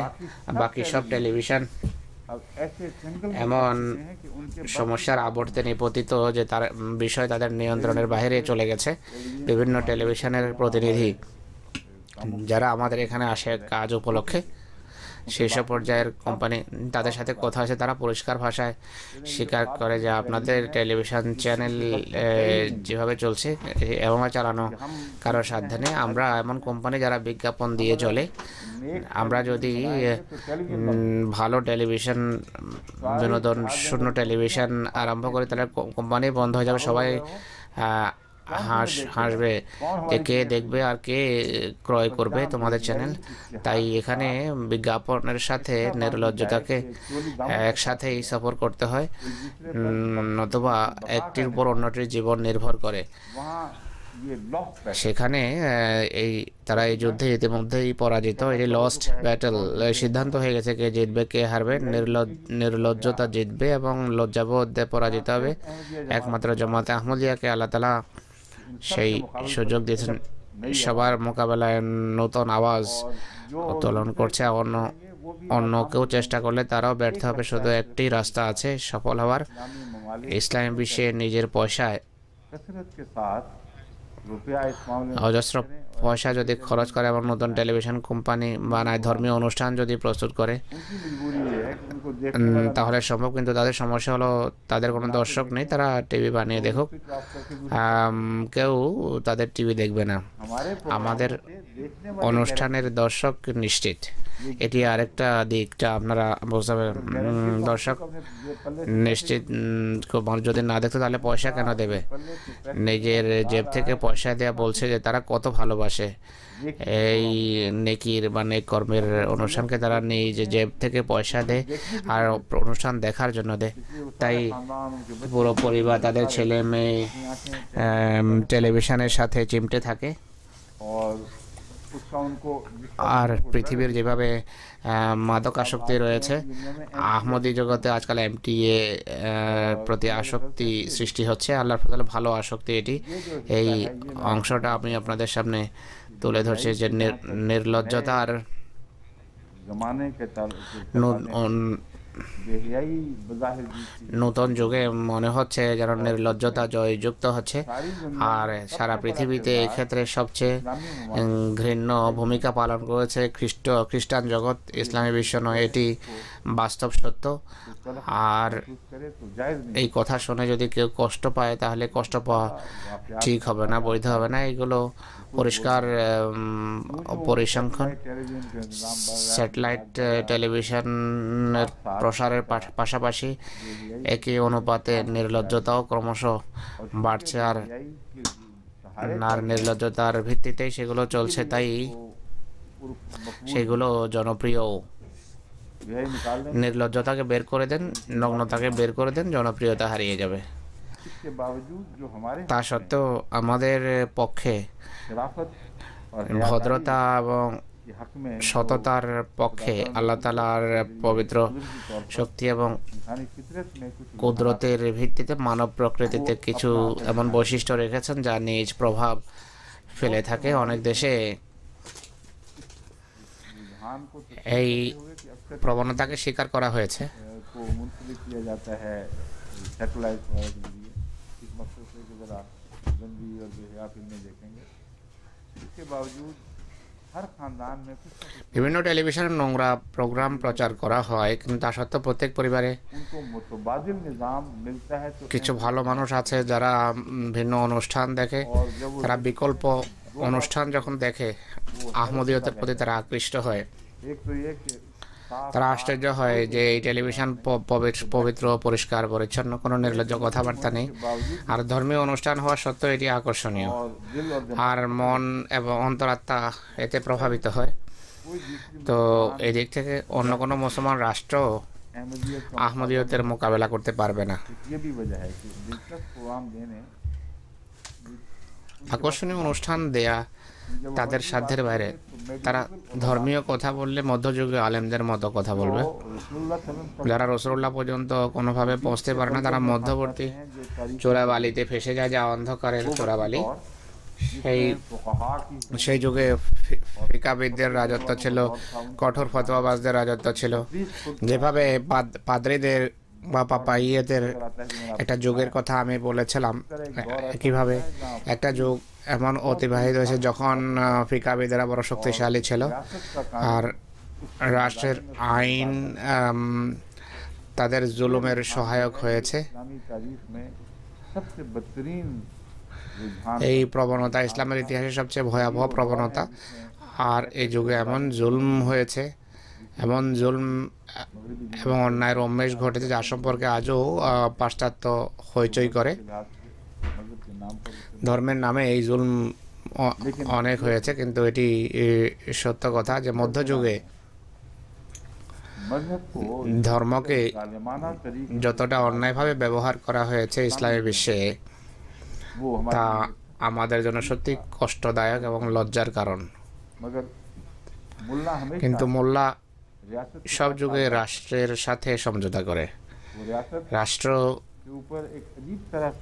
রাষ্ট্রের উপর অদ্ভুতভাবে চাপ দেয়, বলে যদি আমাদের অনিষ্ট থেকে, আমাদের হাত থেকে রক্ষা পেতে চাও, তাহলে আমাদের ফতোয়া মানতে হবে। আমাদের ডান হাতে থাকো। যদি আমাদের ডান হাতে থাকো, তাহলে বাম দিকে থেকেও আমরা আমাদের হাত থেকে তোমাদের রক্ষা করব। এভাবে হাতে হাত রেখে সরকারের যুগের আলেমেরা সরকারের হাতে হাত রেখে চলে, আর রাজনীতিবিদরা ধীরে ধীরে মোল্লার দাসত্বের শৃঙ্খলে আবদ্ধ হয়ে যায়। আর এরপর রাজনীতিবিদের জন্য মুক্তি পাওয়া, বের হওয়া সেখান থেকে কঠিন। আর এই খেলাই মধ্যযুগে খেলা হয়েছে। এই খেলা আজও কোনো কোনো ইসলামী বিশ্বে খেলা হচ্ছে। আমরা বারবার এদেরকে সতর্ক করি, সাবধান করি, কিন্তু এরা বিবেক বুদ্ধি খরচ করে না। কিন্তু যারা এই ধরনের অনুষ্ঠান শোনে, যেমন লেকামাল আর ইত্যাদি অনুষ্ঠান শোনে, তাদের অনেকে চিঠি লেখে, যোগাযোগ করে, আর বলে যে আজকে আমাদের মনের কথা শুনেছি। আগে তো আমরা বুঝতামই না ইসলাম কাকে বলে বা কি হচ্ছে। এখন বুঝতে পেরেছি যে ইসলামের প্রকৃত শিক্ষা এমটিএর আকারে আমাদের সামনে এসেছে। আর এটি আল্লাহ তাআলার অশেষ কৃপায় একটি কল্যাণময় ব্যবস্থাপনা। আল্লাহর ফজলে পূর্বের তুলনায় অনেক প্রবল বেগে, জোরালোভাবে, গভীর প্রভাবের সাথে পৃথিবীর মানুষের আখলাকে, ইসলামী চরিত্রে, ইসলামী মূল্যবোধে ইনশাল্লাহ পরিবর্তন করবে। কিন্তু এখন যে অবস্থা, তা হলো নির্লজ্জতার পাল্লা অনেক ভারী।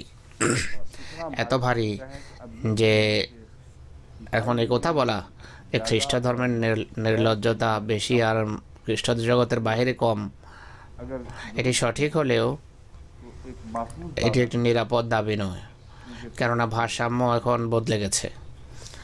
ইসলামী জগৎ নির্লজ্জতায় বহুদূর এগিয়ে গেছে। আর আমাদের কাছে একটি মাধ্যম আছে। হ্যাঁ, আরেকটি কথা বলতে ভুলে গেছি। এই নির্লজ্জতা যখন বেড়ে যায়, তখন ভদ্রতা, সুবিচার এবং মানবিক মূল্যবোধ সব কিছুকে পদদলিত করে। এই দিক থেকে শিশুদের উপর জুলমের যে নতুন যুগের সূচনা হয়েছে, এটিও একটি সমাজের চিত্র তুলে ধরার জন্য থার্মোমিটার স্বরূপ। আর এটিও দেখতে হবে যে খ্রিস্টান জগতে বেশি না মুসলমান জগতে বেশি। এতে সন্দেহ নেই যে খ্রিস্টান জগৎ এই অপকর্মে সবচেয়ে এগিয়ে আছে। আর ইসলামী বিশ্বে এমন ঘটনা হলেও তা চাপা দেওয়া হয়। তা সত্ত্বেও আমরা সমাজকে জানি, বিরল এমন ঘটনা ঘটে। এমন ঘটনা এক শহরে যদি কয়েকটিও হয়, তাহলে বড় ভয়াবহ দৃশ্যের कानून অবতারণা করে। उनको दबा दिया। আইন অনুমতি দিক বা না দিক সমাজ এগুলো চাপা দেয়, কারণ তারপরও ভিতরে ভিতরে এই এমন ঘটনা ঘটতেই থাকে। तो बाहर आ गए हैं যে সমস্ত ঘটনা বাইরে আসছে এখানে এর সংখ্যা অনেক বেশি, আর এই প্রবণতা বড় ভয়াবহ। ये रिपोर्ट है NS এটি এনএসপিসিসির রিপোর্ট। NSPP এনএসপিপিসি কি হুজুর জিজ্ঞেস করছেন? Society for the Prevention of Cruelty to Children। National Society for the Prevention of Cruelty to Children, मजालिम से বাচ্চাদের জুলুম এবং অত্যাচার থেকে বাঁচানোর জন্য একটা সংগঠন। আর পিতামাতার হাতে সবচেয়ে বেশি জুলুম হয় বাচ্চাদের উপর, गैरों से नहीं, गैरों से भी অন্যদের হাত থেকেও রক্ষা করে, असल इनका मकसद কিন্তু है वो मासूम আসল তাদের চেষ্টা হলো बज़ाहिर अपनी সেই সমস্ত বাচ্চা যারা বাহ্যত নিজের পিতামাতার হাতে নিরাপদ, পিতামাতার তুলনায় নিরাপদ স্থান আর কোথায় হতে পারে, मगर কিন্তু সেই তারাই জালেম অত্যাচারী নেকড়ের ভূমিকায় অবতীর্ণ হয়। এই জুলুম এবং অত্যাচারকে বাধা দেওয়ার জন্য বিভিন্ন সংগঠন হচ্ছে। लिखते हैं a record rise in report। अच्छा उन्हें वो नहीं लिखते, उनकी रिपोर्ट्स में से हमने निकाला है a record rise in reports of child sexual abuse showing 137% increase last year। বাচ্চাদের যৌন হয়রানি 137% বেড়েছে গত বছর। নিজেদের जिनकी कहानी সন্তানদেরকে যৌন কামনা বাসনার লক্ষ্যে পরিণত করা হচ্ছে। उन बेचारों को जिनकी कोई এমন বাচ্চা যাদের मजलूम उन मजलूमों के गले যারা কিছু রিপোর্ট করতে পারে না, অভিযোগ করতে পারে না, खाना बनाना जिसमें ऐसे मुकदमे তাদেরকে অত্যাচারের লক্ষ্যে পরিণত করা। खामन की मदद करती हैं अपने। এমন অভিযোগ সামনে এসেছে, স্ত্রীরা স্বামীদের সাহায্য করে और ऐसे घर हैं जहां इनके বাচ্চাদের বিরুদ্ধে।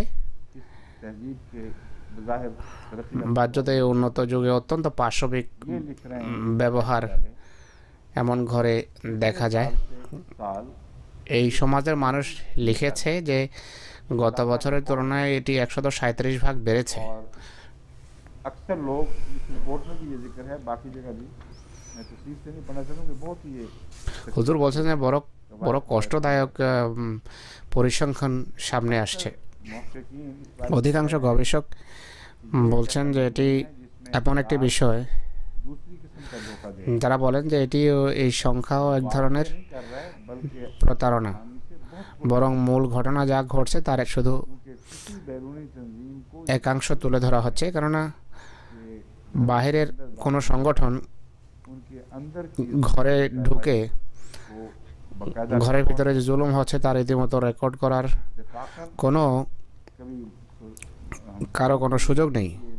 नजर रखने के लिए দৈবক্রমে कभी बच्चे की बदहाली जो स्कूल হয়তো কোনো कभी उन बच्चों के প্রতিবেশীর চোখ পড়েছে বা স্কুলে যেই অবস্থা প্রকাশ পায়, বা যে সমস্ত বাচ্চারা जो बड़े শীতকালে ঘর থেকে বেরিয়ে যায়, তারা বড় বড় টিউব স্টেশনে बच्चे बेचारे ছোট ছোট বাচ্চারা একত্রিত হয়ে রাত যাপন করে, इस वजह से কেননা ঘরে তারা নিরাপদ নয়, নিরাপত্তা বোধ করে না। ऐसे जुल्म এমন জুলুম এবং অত্যাচারের ঘটনা পরিসংখ্যানে যা দেখা যাচ্ছে তার তুলনায় অনেক গুণ বেশি। ये है सजा यही हलो जुल्म की, जो एक ये भी वजह है जो इस्लाम के खिलाफ इनकी सदियों ने ইসলামের উপর যে শত শত বছর ধরে एक के बाद दूसरा জুলম এবং অত্যাচার করেছে তার এটি একটি শাস্তি। একের পর এক পাদ্রী দণ্ডায়মান হতো আর রসুল্লাহর উপর रियाई के साथ करता रहा है। আক্রমণ করতো এবং अब खुदा কেউ বাধা দেওয়ার ছিল না এদেরকে। खुदा की এখন जो अपने मासूम बंदों খোদা তালার তাকদির এটি দেখাচ্ছে, की ललकार की তার और एक নিরীহ বান্দার হেফাজতের জন্য আল্লাহ তালা सारी भड़कियां सब চ্যালেঞ্জ দেন এবং जो मोहम्मद এবং নিষ্পাপ বান্দার এভাবে হেফাজত করেন। মোহাম্মদ রসুল্লাহর বিরুদ্ধে इस्लामी सोसाइटी के खिलाफ যত মিথ্যা এবং ইসলামী সমাজের বিরুদ্ধে इनकी गलियों में बोल रहे हैं। যত অপবাদেরা আরোপ করেছে, बसाव का এখন ता की आवाज এদের সমাজেই দেখা যাচ্ছে, এদের সমাজেই সেই অত্যাচারিতের আওয়াজ আমরা শুনতে পাই, কিন্তু অনেক সময় এগুলো দেখা যায় না। फसलों की बात কথাগুলো অহংকার শুরু বলছি না, কেননা এটি অহংকারের বিষয় নয়, ये बातें जिन रुझानात এটি একটা উৎকণ্ঠা ব্যক্ত করছি যে वो तभी रुझान যে সমস্ত প্রবণতার কারণে এই সমস্ত কথা সামনে আসে তা इस আমাদের সমাজেও রয়েছে। अगर तुमने हाथ ना যদি তোমরা বিরত না হও তাহলে এই পরিণামে তোমরা পৌঁছবে बेहयाई के साथ घरों में अब अड्डे बन যে गए। নির্লজ্জতার সাথে বিভিন্ন ঘরে फिल्म এখন বিভিন্ন ধরনের ফিল্ম দেখা হয়। वो जो अड्डे हैं वो अपने बद असरात जहरीले असरात এর नेतिবাচক প্রভাব অবশ্যই পড়বে সমাজের উপর। ये मैं सिर्फ एक तफाकुर के तौर আমি पर শুধু जाली खरीद অহংকার স্বরূপ এই কথাগুলো বলছি না, বরং कर रहा हूँ कि जब ये সতর্কবাণী হিসেবে বলছি जहाँ যে मजहब অবস্থা मुनाफिकत का जरिया बन যেখানে এমন হয়, वहाँ पे ये चीजें हुआ যেখানে ধর্ম কপটতার কারণ হয়, সেখানে এই ধরনের মুনাফিকতের কারণে সেখানে এগুলো ঘটেই থাকে। ये सब कुछ हो এই সব কিছু যখন হয় तो क्या তাহলে ये कुदरत हम প্রকৃতির নিয়ম কি কাজ করে না? কানুনে কুদরত কাজ করে না? चीजों को आगे बढ़ने देता है নীরবে কি মানুষকে এগিয়ে যেতে দেয় প্রকৃতি? और जो कानूनी कुदरत कार्रवाई करते हैं যাচ্ছে তাই করতে দেয়। सबसे ज्यादा खती কানুনে কুদরত जरिया बन বা जाता है ये मालूम करने का कि किस প্রকৃতি যখন হস্তক্ষেপ করে তখন যা সামনে আসে তার মাধ্যমে বোঝা যায় बेहयाइयों को तो बात যে কোথায় কি হচ্ছে। बात खानदान को অনেক ঘটনা আছে যা সমাজ গোপন করে, অনেক ঘটনা अपनी बीमारी যা পরিবার গোপন করে, কিন্তু রোগ তো তারা গোপন করতে পারে না। রোগ প্রকাশ পায়, সামনে আসে। उनकी बात তাদের মৃত্যুর ধরন তা থেকে বোঝা যায়, और बताती हैं कि इसके আর বোঝা যায় যে এর পটভূমিতে কি আছে। इसलिए सबसे आखिर पर मैं ये तंबीह करना चाहता हूँ তাই সবশেষে আমি कि हकीकत में अगर अमन है तो পৃথিবীকে আমি সম্বোধন করতে চাই যে প্রকৃত শান্তি ইসলামী শিক্ষার মাঝে নিহিত, अगर ইসলামিক किसी इस्लामी मुल्क নৈতিকতার শিক্ষার মাঝে নিহিত। আর এইগুলো যদি কোনো দেশে না থাকে, इस्लामी ममालिक भी जिम्मेदार हैं उनको भी আর এই কারণে যদি নির্লজ্জতা ছড়ায়, তাহলে ইসলামের দেশ দায়ী হবে। अगर उन्होंने আল্লাহর কাছে दुनिया জবাব দিতে হবে। वाक़अतन अपने मुस्तकबिल के आने वाली नस्लों के लिए अमन का कुछ हिस्सा পৃথিবীর কোনো দেশে যদি ভবিষ্যৎ প্রজন্মের জন্য कि वो इस्लामी নিরাপত্তা রেখে যেতে হয়, তাহলে অবশ্যই তাদেরকে ইসলামী মূল্যবোধের দিকে ফিরে আসতে হবে। किसी बेराहरी का जान যৌন যথেচ্ছাচারিতার इसका इलाज इस्लामी যতটুকু সম্পর্ক আছে তার চিকিৎসা इस्लामी तालीम बेहया में ইসলামী শিক্ষার ভিতরে নিহিত। ইসলামী শিক্ষা सबसे बड़ी रोक बल्कि सदे से নির্লজ্জ বানায় না, বরং নির্লজ্জতার পথে तालीम पर अगर সবচেয়ে বড় বাধা। तो अल्लाह के फजल ইসলামী শিক্ষা যদি सोसाइटी মানুষ মেনে চলে, তারা আল্লাহর ফজলে এখনো সমাজ রক্ষা পেতে পারে। जो कानून এইডস প্রকৃতির के जरिए सजा के तौर पर वायरस की অধীনে, প্রকৃতির নিয়মে, ল অফ নেচারে बीमारियां जिन्होंने শাস্তি হিসাবে মানুষের উপর চাপানো হয়েছে, ইতিপূর্বেও ছিল। बेराहरों যৌন যথেচ্ছাচারীদের का শাস্তি স্বরূপ কোনো কোনো রোগ দেখা দিয়েছিল, मगर वो द्वारा কিন্তু फिर बाद তার যুগের অবসান ঘটেছে। मगर अब वो छोटी অবশ্যই এই রোগগুলো মাঝে মাঝে আবার মাথা চারা দেয়, के मुकाबले पर एक কিন্তু এইডস সেই রোগগুলো সামান্য মনে হয়, কিন্তু এইডস এর মোকাবেলায় অনেক বড় একটি सारे जराए সমস্যা। इख्तियार करने के बावजूद সমস্ত চেষ্টা সত্ত্বেও এরা এর বিরুদ্ধে সফল হয়নি। এটা ছড়িয়ে চলেছে। প্রথম দিকে टेलीविजन में बार बार এইডস রোগী কেউ সামনে আসলে তারা বারবার মানুষকে সাবধান করতো যে তোমরা ভালো হয়ে যাও, নতুবা বাঁচার কোনো উপায় নেই। এরপর এমন যুগ আসে যখন বলে যে ভদ্রতার প্রয়োজন নেই, সাবধানতা অবলম্বন করলে চলবে। आवाज के ही कान पे असर डालती ही नहीं थी। अच्छा भी एहतियाती तदाबीर इख्तियार करते अब कहते हैं एहतियाती तदाबीर इख्तियार करते तो हो मगर अब এখন বলে যে সাবধানতা অবলম্বন করা সত্ত্বেও এইডসের প্রসার ঘটছে। আর সাবধানতা তো মানুষ সবসময় করতে পারে না, দুর্ঘটনা ঘটেই যায়। যারা कहाँ तक इंसान কামনা বাসনার नफ्स का দাসত্ব করে অভ্যস্ত, एहतियाती তারা तदाबीर কতটা সাবধানতা অবলম্বন করবে? लज्जतों में নিজেদের एहतियाती বিলাসিতার পথে কতটা তারা বাধা সৃষ্টি করবে? কারণ সাবধানতা একটা মূল্য চায়। जिन लज्जतों যে সমস্ত अंधाधुंध আনন্দ উল্লাস বিলাসিতার उनके अंदर कुछ তার কিছু নেতিবাচক দিকও আছে। वो तदाबीर এই अपने तौर पर सजा সেই সাবধানতা যা মানুষ অবলম্বন করে তা অনেক সময় শাস্তির কারণ হয়ে যায়। দৃষ্টান্তস্বরূপ মহিলারা অনেক সময় সাবধানতামূলকভাবে জরায়ুর মুখে কিছু বেঁধে নেয়। बहुत से ऐसे অনেক এমন বিষয় হোমিও চিকিৎসার সময় আমার जिससे साबित हुआ कि কর্ণগোচর यूट्रस হয়েছে। আমি বুঝতে পেরেছি জরায়ুর মুখের ক্যান্সার সেই সমস্ত লোকদের মাঝে বেশি যারা জরায়ুর মুখে ये रिवाज नहीं जो টুপি পরিয়ে নেয়।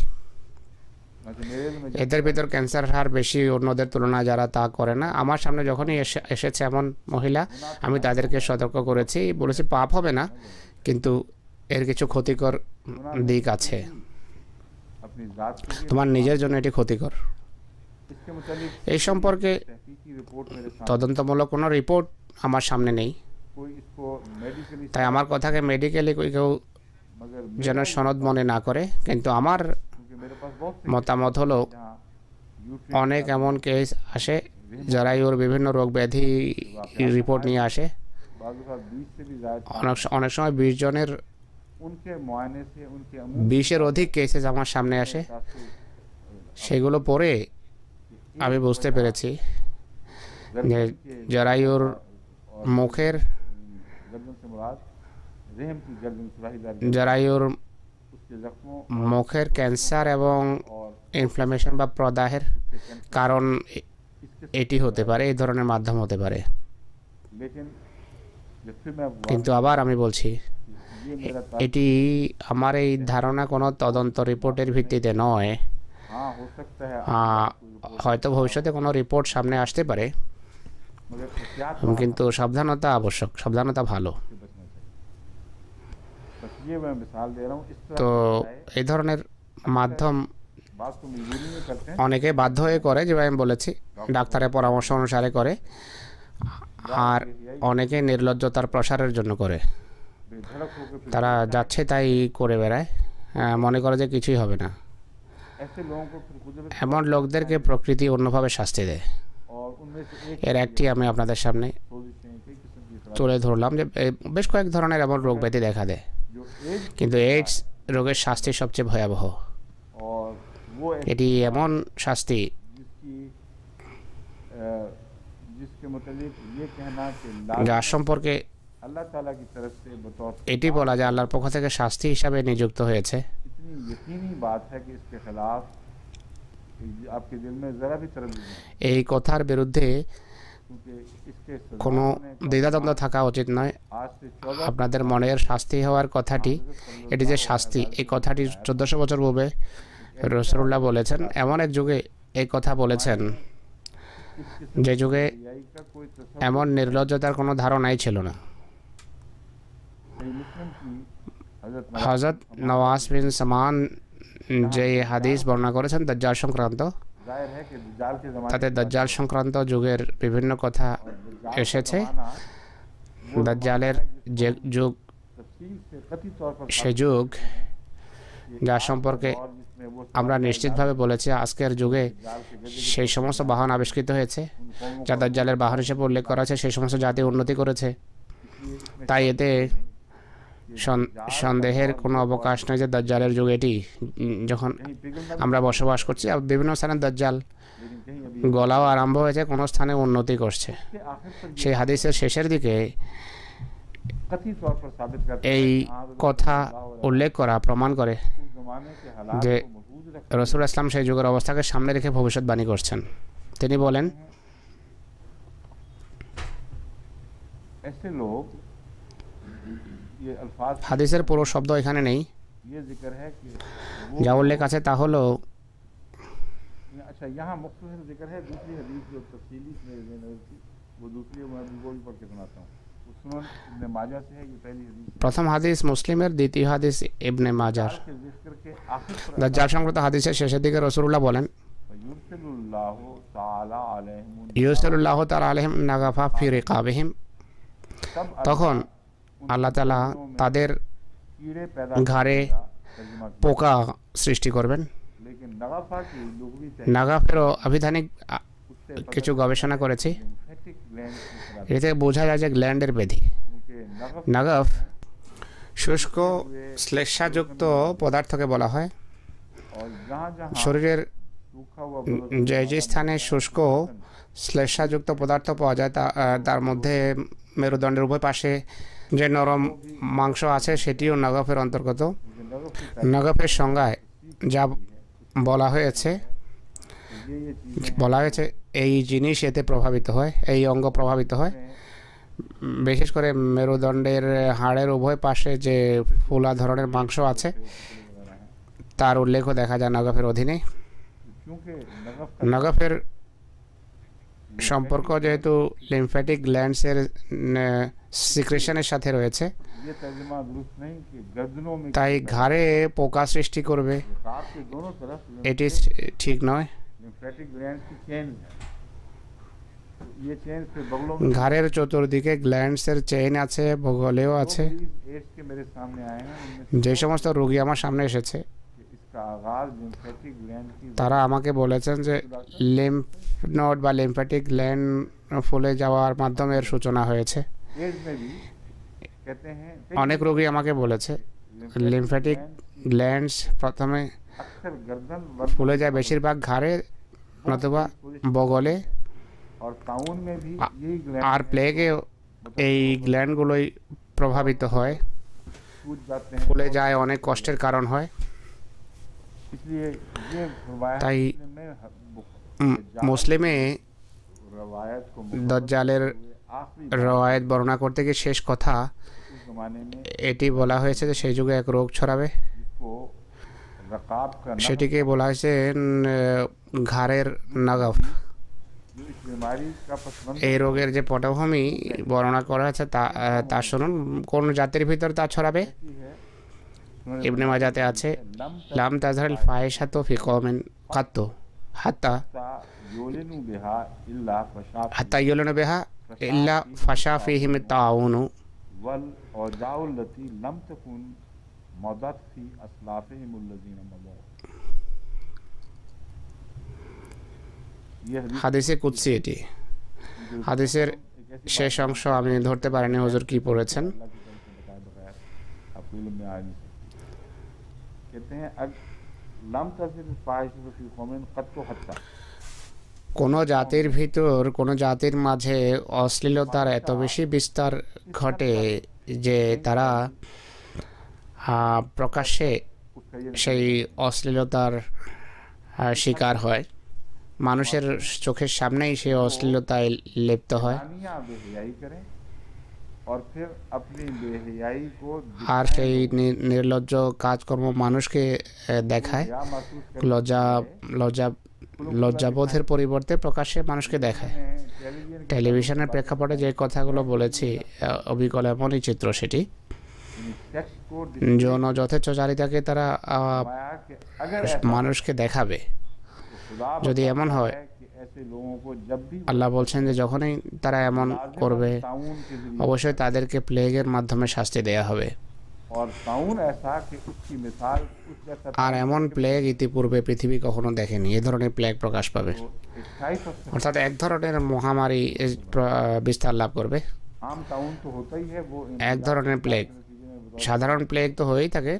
यहाँ নবীদের সত্যতার নিদর্শন স্বরূপ আল্লাহ প্রকাশ করেন এখানে एक অশ্লীলতার ফলে এক ধরনের ताउन वल औजाओ প্লেগের लम तकुन আবির্ভাব হবে। उनके अबाव তাদের পিতা পিতামহে এমন প্লেগ আর এমন রোগ ব্যাধি और ছড়ায়নি। की तो कसरत से সাধারণ প্লেগের দৃষ্টান্ত তো মানুষ অনেক দেখেছে। एक टाइप ऑफ এক ধরনের প্লেগ, এক ধরনের মহামারী এটি।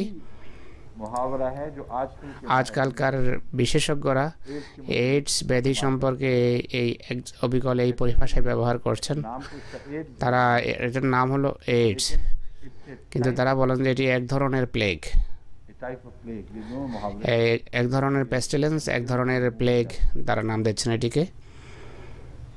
अब ये एक तरफ देखें और अब একদিকে এটি দেখুন আর হজরত মসিহে মাউদ আলাইহিসসালাতু ওয়াসসালামের ये इल्हाम এলহাম দেখুন। सबसे पहले नहीं इल्हाम है, पहले मैं बयान करता हूँ दूसरे सामने ये कुछ वही की है, मैं समझता था इल्हाम से अखज़ करके अपने अल्फाज, এটি लेकिन तज़किरे তাজকিরাতে তার এলহামের ভিতর ये এটি লিখিত আছে, উল্লেখিত আছে। यूरोप ইউরোপ ये 1907 সনে এলহাম হয়েছে। ইউরোপ এবং অন্যান্য খ্রিস্টান দেশে यूरोप और दूसरे ईसाई मुल्कों में एक किस्म की এক প্রকারের প্লেগের বিস্তার ঘটবে, এক ধরনের প্লেগ। जिनकी मैं ताउन से এটি বলেনি যে প্লেগ তো সবাই চিনত। अब इसको उस हदीस से आप देखें সেই হাদিসের সামনে রেখে साल पहले এটি পড়ুন 1400 বছর পূর্বে किस वजाहत যে ভবিষ্যৎবাণী করা হয়েছে, इतना खुलकर কত স্পষ্টভাবে इस पेशगोई के साथ आप এই ভবিষ্যৎবাণীর সাথে এর एक दोनों के মিল রয়েছে আপনি দেখতে পাচ্ছেন। और क्योंकि इस ज़माने की वाक़या था, इस ज़माने के इमाम को खुदा ने আর যেহেতু এই যুগের ঘটনা, তাই যুগের ইমামকে আল্লাহ তাআলা के दिन এলহামের মাধ্যমে জানিয়ে দিয়েছেন যে और রসুল ইসলাম যে ভবিষ্যৎবাণী করেছেন তা পুরা হওয়ার সময় নিকটে। जो তার इल्हामात आपको মসিহ মউদের ইন্তেকালের পূর্বে 7 और 8 के उनमें 1907 এবং 8-এ যে সমস্ত এলহাম হয়েছে সেগুলোর এটি একটি। ইউরোপ এবং অন্যান্য খ্রিস্টান দেশে अब सिर्फ एक সেখানে শুধু একটি বিতর্ক থেকে যায় क्या ये ईसाई मुल्कों के लिए যে এটি কি শুধু খ্রিস্টান দেশের জন্য। दरअसल ईसाई मुल्कों का जिक्र जो यहाँ मिलता है वो मैं এখানে যে খ্রিস্টান দেশের উল্লেখ আছে के इस তা এই জন্য बेहयाई की तालीम आज़ादी इंसानियत के नाम पर এই সমস্ত देशे মানুষের স্বাধীনতার নামে लोगों ने आज़ादी নির্লজ্জতার শিক্ষা দেওয়া হবে। अपनी तरफ से एक बड़ा भारी बुलंद স্বাধীনতার অর্থ তারা इंसान आज़ाद যা মনে করে তা হলো তারা বলে মানুষ যাচ্ছে তাই করতে পারে, ऐसी बेहयाई की तरफ কিন্তু যাচ্ছে তাই করা कुदरत को कभी তাদের এমন নির্লজ্জতার দিকে নিয়ে গেছে যা প্রকৃতি কখনো যার অনুমতি দিতে পারে না। सिर्फ यूरोप नहीं बल्कि তাই दूसरे ईसाई খ্রিস্টান দেশে, শুধু ইউরোপে নয় অন্যান্য খ্রিস্টান দেশেও এই রোগের की तफसीर ভয়াবহ বিস্তার ঘটবে। আর কেন বিস্তার লাভ করবে दोनों हदीसों को তা হাদিসে उल्लेख আছে। इस हदीस को और इस हम को कि अक्सर व बेशतर उन ममालिक में ये फैलेगी जो यूरोपियन ममालिक कहलाते हैं या বেশিরভাগ ক্ষেত্রে সেই সকল দেশে তার এর বিস্তার ঘটবে वजह बेहयाई যা ইউরোপীয় দেশ হবে এবং বা খ্রিস্টান দেশ হবে। এর কারণ হবে নির্লজ্জতা। की वजह जहाँ भी কারণ হবে নির্লজ্জতা। তাই নির্লজ্জতা যেখানে থাকবে সেখানেও ताला ये বিস্তার ঘটবে, কারণ আল্লাহ তাআলা ईसाई কারোর সাথে वादे में অন্যায় করেন না। খ্রিস্টান অন্যায় করলে তাদেরকে ধরবেন, আর पड़ेंगे तो फिर মুসলমান অন্যায় করলে তারা শাস্তি পাবে না, এটি হতে পারে না। এইভাবে বিষয়টি পড়তে হবে। अब ये हवाले जो हैं ये मैं आपके सामने रखता हूँ ये लुत्फ এই उद्धृति আপনাদের সামনে আমি তুলে ধরব। এই রোগ शादीशुदा এমন যা के अंदरूनी ताल्लुकात के नतीजे में कभी हो ही नहीं বিবাহিত স্বামী স্ত্রীর সম্পর্ক স্থাপনের ফলে এই রোগের কখনো বিস্তার ঘটে না। একটি স্ত্রী হোক বা 4টি বা কেউ 1000 বিয়ে করলেও जैसे कि अफ्रीका में होता है। अगर वो आपस में एक दूसरे के साथ ताल्लुकात যদি পরস্পরের প্রতি তারা বিশ্বস্ত হয়ে থাকে हया के আর লজ্জাবোধের দাবি পূরণ করে, তাহলে এই রোগ তাদের হতেই পারে না। এই রোগের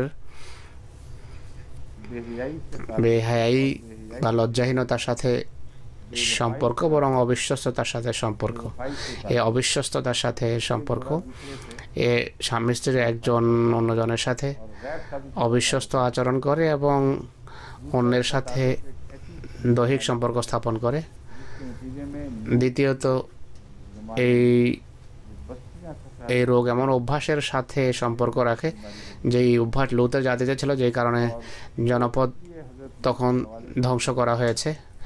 লুতের প্রেক্ষাপটে এটি উল্লেখ করার কারণ হলো কোরআন বলে गुनाह की वबा এই ইতিপূর্বে ये बीमारी पहले পাপের মহামারী হিসাবে কোনো জাতির ভিতর এটি দেখা যায় না। के ज़माने में ये एक कौमी লুতের জাতির ক্ষেত্রে এটি জাতিগত ব্যাধি হয়ে গেছিল। সেই কারণে আল্লাহ তখন বলেছেন যে আমরা এই জাতিকে ধ্বংস করার সিদ্ধান্ত নিয়েছি। अव्वल এটি এটি এই ব্যাধি এইডসের জন্য প্রধানত দায়ী। हम जिन সমকামিতা এর জন্য মূলত দায়ী। कई यहाँ के मुसन्निफीन में पहले इसके जब एड्स का वजूद অনেক লেখক एक किस्म का যখন এখানে এইডসের নাম গন্ধ ছিল না, या कुछ इसकी गैरत তারা খোদা তাআলার আত্মাভিমানকে জাগিয়েছে, জাগ্রত করেছে আর ঘোষণা করেছে, হে হে আল্লাহ, मार और कौन सी दूसरी গোমার এবং সদোম क़यामत के গ্রামগুলো কি তোমাকে আমার দিবসে তোমার বিরুদ্ধে অভিযোগ করবো না যে নির্লজ্জতার কারণে এই দুই জনপদকে ধ্বংস করেছো। আজকে শহরে শহরে গ্রামে গ্রামে দেশে দেশে সেই রোগ ছড়িয়ে গেছে, তুমি নীরবে বসে আছো। उसको पता नहीं था कि खुदा তারা জানতো না যে আল্লাহ নীরবে বসে নেই, मगर उसकी কিন্তু আল্লাহর নীরব ভাষা আছে। ज़ुबान में ऐसी আল্লাহর ভাষায় समझते हो এমন নীরবতা আছে যা দেখলে তুমি বুঝতে পারো যে সেটি বলছে। এইডস पुकार का जवाब है जो মহামারীর সেই या खुदा आपसे भी है। চ্যালেঞ্জেরই উত্তর। ये जो सजा है इसका इस बीमारी के साथ তাই এই শাস্তির এই রোগের সাথে একটা গভীর সম্পর্ক আছে। और हम जिन से जिन परस्ती তো নির্লজ্জতা বা সমকামিতা এইগুলো একসাথে চলে, হাতে হাত রেখে চলে। এটি তখনই প্রকাশ পায় যখন নির্লজ্জতা অনেক বেড়ে যায়। তো এই বিষয়গুলোর একটা সম্পর্ক আছে। প্রশ্ন হলো শাস্তির এই রোগের সাথে কি সম্পর্ক? এই শাস্তির সেই রোগের সাথে অবিকল সেই সম্পর্কই, যে সম্পর্ক লুতের গ্রামের এইডসের সাথে রয়েছে। লুতের জনপদকে যে ধ্বংসের নির্দেশ দিয়েছেন আল্লাহ তাআলা, তার কারণ ছিল আল্লাহ তাআলা যৌন সম্পর্কের ভিতর যে সুখ রেখেছেন সেটি শুধু সুখের জন্য নয়, বরং মানুষের বংশ বিস্তারের জন্য আল্লাহ তাআলা তা রেখেছেন। আর একই নিয়ম জীবনের প্রতিটি কোষের সাথে সম্পর্কযুক্ত। কোথায় শুধু সুখের বা আনন্দের বা বিলাসিতার বিষয় দেখবেন না, যার পিছনে কোনো লাভ বা কল্যাণ নিহিত নেই। বিবর্তনের ইতিহাস পড়ে দেখুন। আমি পড়ে দেখেছি, আর আমি আপনাদেরকে নিশ্চয়তার সাথে বলতে পারি প্রত্যেক সেই ইন্দ্রিয় যা পঞ্চেন্দ্রিয়ের অংশ, তা একটি সুখকর অনুভূতির পথ বেয়ে সেটি উন্নতি করেছে। এক ধরনের আনন্দ মানুষ পেত, সৃষ্টি আনন্দ পেত, আর এবার সে উন্নতি করেছে। প্রত্যেক বস্তুর একটা উদ্দেশ্য আছে। যৌন সম্পর্ক এবং ক্ষুধার ভিতরে একটা সম্পর্ক আছে। মানুষ খেতে খুব আনন্দ পায়। ক্ষুধার পর খাবার খেয়ে দৈনন্দিন জীবনে মানুষ সবচেয়ে বেশি আনন্দ পায়। যত ক্ষুধা বাড়ে ততই খাবারে সে আনন্দ পায়। ক্ষুধা যত বাড়ে মানুষ মৃত্যুর নিকটতর হয়ে যায়। তাই আনন্দ এবং স্বাদ জীবনের ভিতর। আর এই স্বাদ 100 কোটি বছরে ধীরে ধীরে গ্ল্যান্ডসের আকারে আমাদের মুখে প্রবেশ করেছে, সুগন্ধির আকারে নাকে প্রবেশ করেছে, শীত গরমের অনুভূতি হয়ে কোষে প্রবেশ করেছে। এইসব কিছু মিলে একটা স্বাদ আনন্দ সৃষ্টি করেছে। লবণের স্বাদ, খাবারের স্বাদ, স্পর্শের স্বাদ ইত্যাদি ইত্যাদি, সৌরভের স্বাদ। আসল কথা কি, অস্তিত্বের জন্য যা কিছু প্রয়োজন তা আল্লাহ তাআলা দিয়েছেন। আর আনন্দ অস্তিত্বের ভিতর নিহিত, কিন্তু মানুষ ধীরে ধীরে ভুলে যায়। সচেতনভাবে কেউ জীবিত থাকার জন্য বা অস্তিত্বের খাতিরে খায় না। আমি অনেকে দেখেছি ক্ষুধা লাগলেও, পেট ভরে গেলেও কোনো কিছু পেলেই মুখে ঢুকিয়ে দেয়। তো আনন্দ এবং স্বাদই যদি উদ্দেশ্য হয়ে যায়, আসল উদ্দেশ্য মানুষ ভুলে যায়, তাহলে সেটি ব্যাধিতে রূপ নেয়। খাবারের বিষয় হোক বা যৌন সম্পর্কের বিষয় হোক না কেন, প্রথম দিকে তো যৌন সম্পর্কের ভিতর কোনো আনন্দই ছিল না। তাদেরকে যৌন শক্তি দেওয়া হয়েছিল, তাতে যে কোনো স্বাদ বা আনন্দ ছিল না। এটি এই জন্য আমরা বলতে পারি, কারণ আমাদের জন্য তা সেভাবে বোঝা সম্ভব না। কিন্তু এটা আমরা জানি যে যৌন সম্পর্কে যখন সূচনা হয়, ধীরে ধীরে সেই সফর আনন্দ এবং সুখের অভাব থেকে আনন্দের জগতে প্রবেশ করেছে। এরপর যৌন সম্পর্কের সুখের সাথে একটা সম্পর্ক স্থাপিত হয়েছে, যেন ভবিষ্যতে বংশ বিস্তারের দায়িত্বকে বোঝা মনে না করে মানুষ। এটি যদি বের করে দেন আপনি, এই সুখকে যদি আপনি বের করে দেন মাঝখান থেকে, কতজন এই কষ্ট করবে, আর কত মা এমন সম্পর্ক পছন্দ করবে যার প্রতি তাদের কোনো আকর্ষণই নেই, আর এরপর 9 মাস সে একটা কষ্ট সহ্য করেন, বাচ্চা পেটে পালন করবেন। তো বাচ্চার আনন্দ এ ধরনের একটি আনন্দের সাথে সম্পর্কযুক্ত, আর এটিও অস্তিত্বেরই আনন্দ। প্রত্যেক মানুষ নিজ অস্তিত্বের বিস্তার ঘটাতে চায়, নিজ বংশের বিস্তার ঘটাতে চায়। এটি একটি মৌলিক বিষয়। আর এই সফরে যে বস্তু সাহায্যকারী হয়ে থাকে সেটি আনন্দের কারণ হয়। একদিনে হয়নি, 100 বছরে জীবন ধীরে ধীরে বিবর্তিত হয়েছে। मगर যেগুলোর ভিতর একটা সুখের দিক তো ছিল, কিন্তু কিন্তু সেটি ভাষায় তখনও বর্ণনা করা সম্ভব ছিল না। এটি এরপর বিবর্তিত হয়েছে, সুখ পাওয়া আরম্ভ হয়েছে। ভবিষ্যতে স্থায়ী থাকার বা স্থায়ী হওয়ার বাসনাই যৌনশক্তি সৃষ্টি করেছে। প্রত্যেক সেই কাজ যা আপনার অস্তিত্বকে পৃথিবীতে বিস্তৃত করে, প্রসারতা দিয়ে স্থায়ী করে, সেটি অবশ্যই আনন্দের কারণ হয়। প্রত্যেক এমন বিষয় যা অন্যের উপর প্রাধান্য এবং আধিপত্যের ফলে মানুষকে সুখের অনুভূতি দেয়, এটি মানুষ পছন্দ করে, উপভোগ করে। এই কারণে পৃথিবীতে অনেক জালেম এবং অত্যাচারী রাজনীতিবিদ দেখা যায় যারা পাগল হয়ে যায় ক্ষমতার বিস্তারের জন্য। মানুষ আশ্চর্য হয় যে এদের কি হয়েছে। অনেক সময় কারো খাতিরে সুপারিশ করে, অনেক পয়সা খরচ করে, অনেক সমস্যা মাথায় পেতে নেয়, কিন্তু এরা শান্তি পায় না। এরা এমনটি কেন করে? এই জন্য করে যে তারা মনে করে আমরা যদি ক্ষমতা লাভ করতে পারি তাহলে আমাদের অনেক সুখ হবে, শান্তি হবে। আর যেমন রাজনীতির প্রাধান্য, সম্পদের প্রাধান্য এবং সব প্রকারের প্রাধান্য এরই সাথে সম্পর্ক রাখে।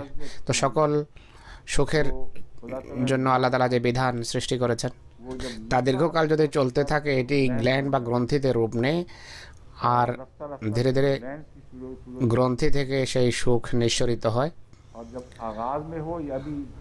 1000, 10,000 বা 20,000 বছরের যদি বিষয় হয়, গ্রন্থি সৃষ্টি হয় না, গ্রন্থিতে রূপ নেয় না, কিন্তু নিঃসত্তায় সেটি শক্তিশালী হয়ে ওঠে। রাজত্বের যেমন ক্ষমতার প্রতি আকর্ষণ, সম্পদের আকর্ষণ, কাউকে অধীনস্থ দেখানোর প্রবণতার সময়ে একটা স্পেসে প্রসারিত হওয়ার প্রবণতা, এটি আনন্দের কারণ হয়। গ্ল্যান্ড সৃষ্টি হোক বা না হোক, ভবিষ্যতে স্থায়ী হওয়ার যে প্রবণতা, এমন কাজে মানুষকে প্রবৃত্ত করে যার মাধ্যমে সে খেয়াতেই হলো তার উদ্দেশ্য। যেমন বড় বড় জেনারেল অনেক অসাধারণ কোরবানি করে, ত্যাগ স্বীকার করে। সে বুঝেও না যে সে নামের খাতিরে এমনটি করছে, মারা গেলেও নামের খাতিরে তার নাম স্থায়ী হবে। নামের জন্যই সব কিছু হচ্ছে, সব কাজ করছে সবাই। যৌন সম্পর্কের মাঝে বংশ বিস্তার হয় কার্যত সাময়িকভাবে, মানুষ স্থায়ী হয় এর মাধ্যমে, সন্তানের মাধ্যমে। এই জন্য এতে মানুষ আনন্দ পায়। সেই অশ্লীল কাজ যেমন সমকামিতা, সেই সমকামীরা আসলে এই ঘোষণা করে যে আল্লাহ তুমি যে আনন্দ দিয়েছ যৌন সম্পর্কের ভিতর, তা আমরা মানলাম, কিন্তু বংশ বিস্তারের জন্য আমরা এটিকে ব্যবহার করব না। আমরা উদ্দেশ্য এবং লক্ষ্য থেকে সরে যাব, আর আনন্দ এবং সুখের সন্ধানে আমরা এমন করব। এর উত্তর কী হবে? এর উত্তর হবে ঠিক আছে, তোমরা মিটে যাবে, তোমরা বংশ বিস্তারে বিশ্বাসী নও, তোমরা সাময়িক আনন্দ এবং উপভোগ করে মিটে যাও। লূতের জনপদের সাথে আল্লাহ এই ব্যবহার করেছেন, যেই খোদা তখন এই ব্যবহার করেছেন তিনি আজও আছেন। এইডস একই বেধি নিয়ে আবার আবির্ভূত হয়েছে। আল্লাহ বলছেন ঠিক আছে, তোমরা মিটে যাও। খোদা তাআলার যে প্রকৃতিতে নিয়ম আছে, কোথাও আপনি অন্যায় দেখবেন না। যুগ যতই কেটে যাক, একই খোদা রয়েছেন এবং প্রকৃতির নিয়ম একইভাবে কাজ করে চলেছে। এইডস সংক্রান্ত পরিসংখ্যান কিছু আছে, তা পরে ইনশাআল্লাহ তুলে ধরবো। আসসালামু আলাইকুম।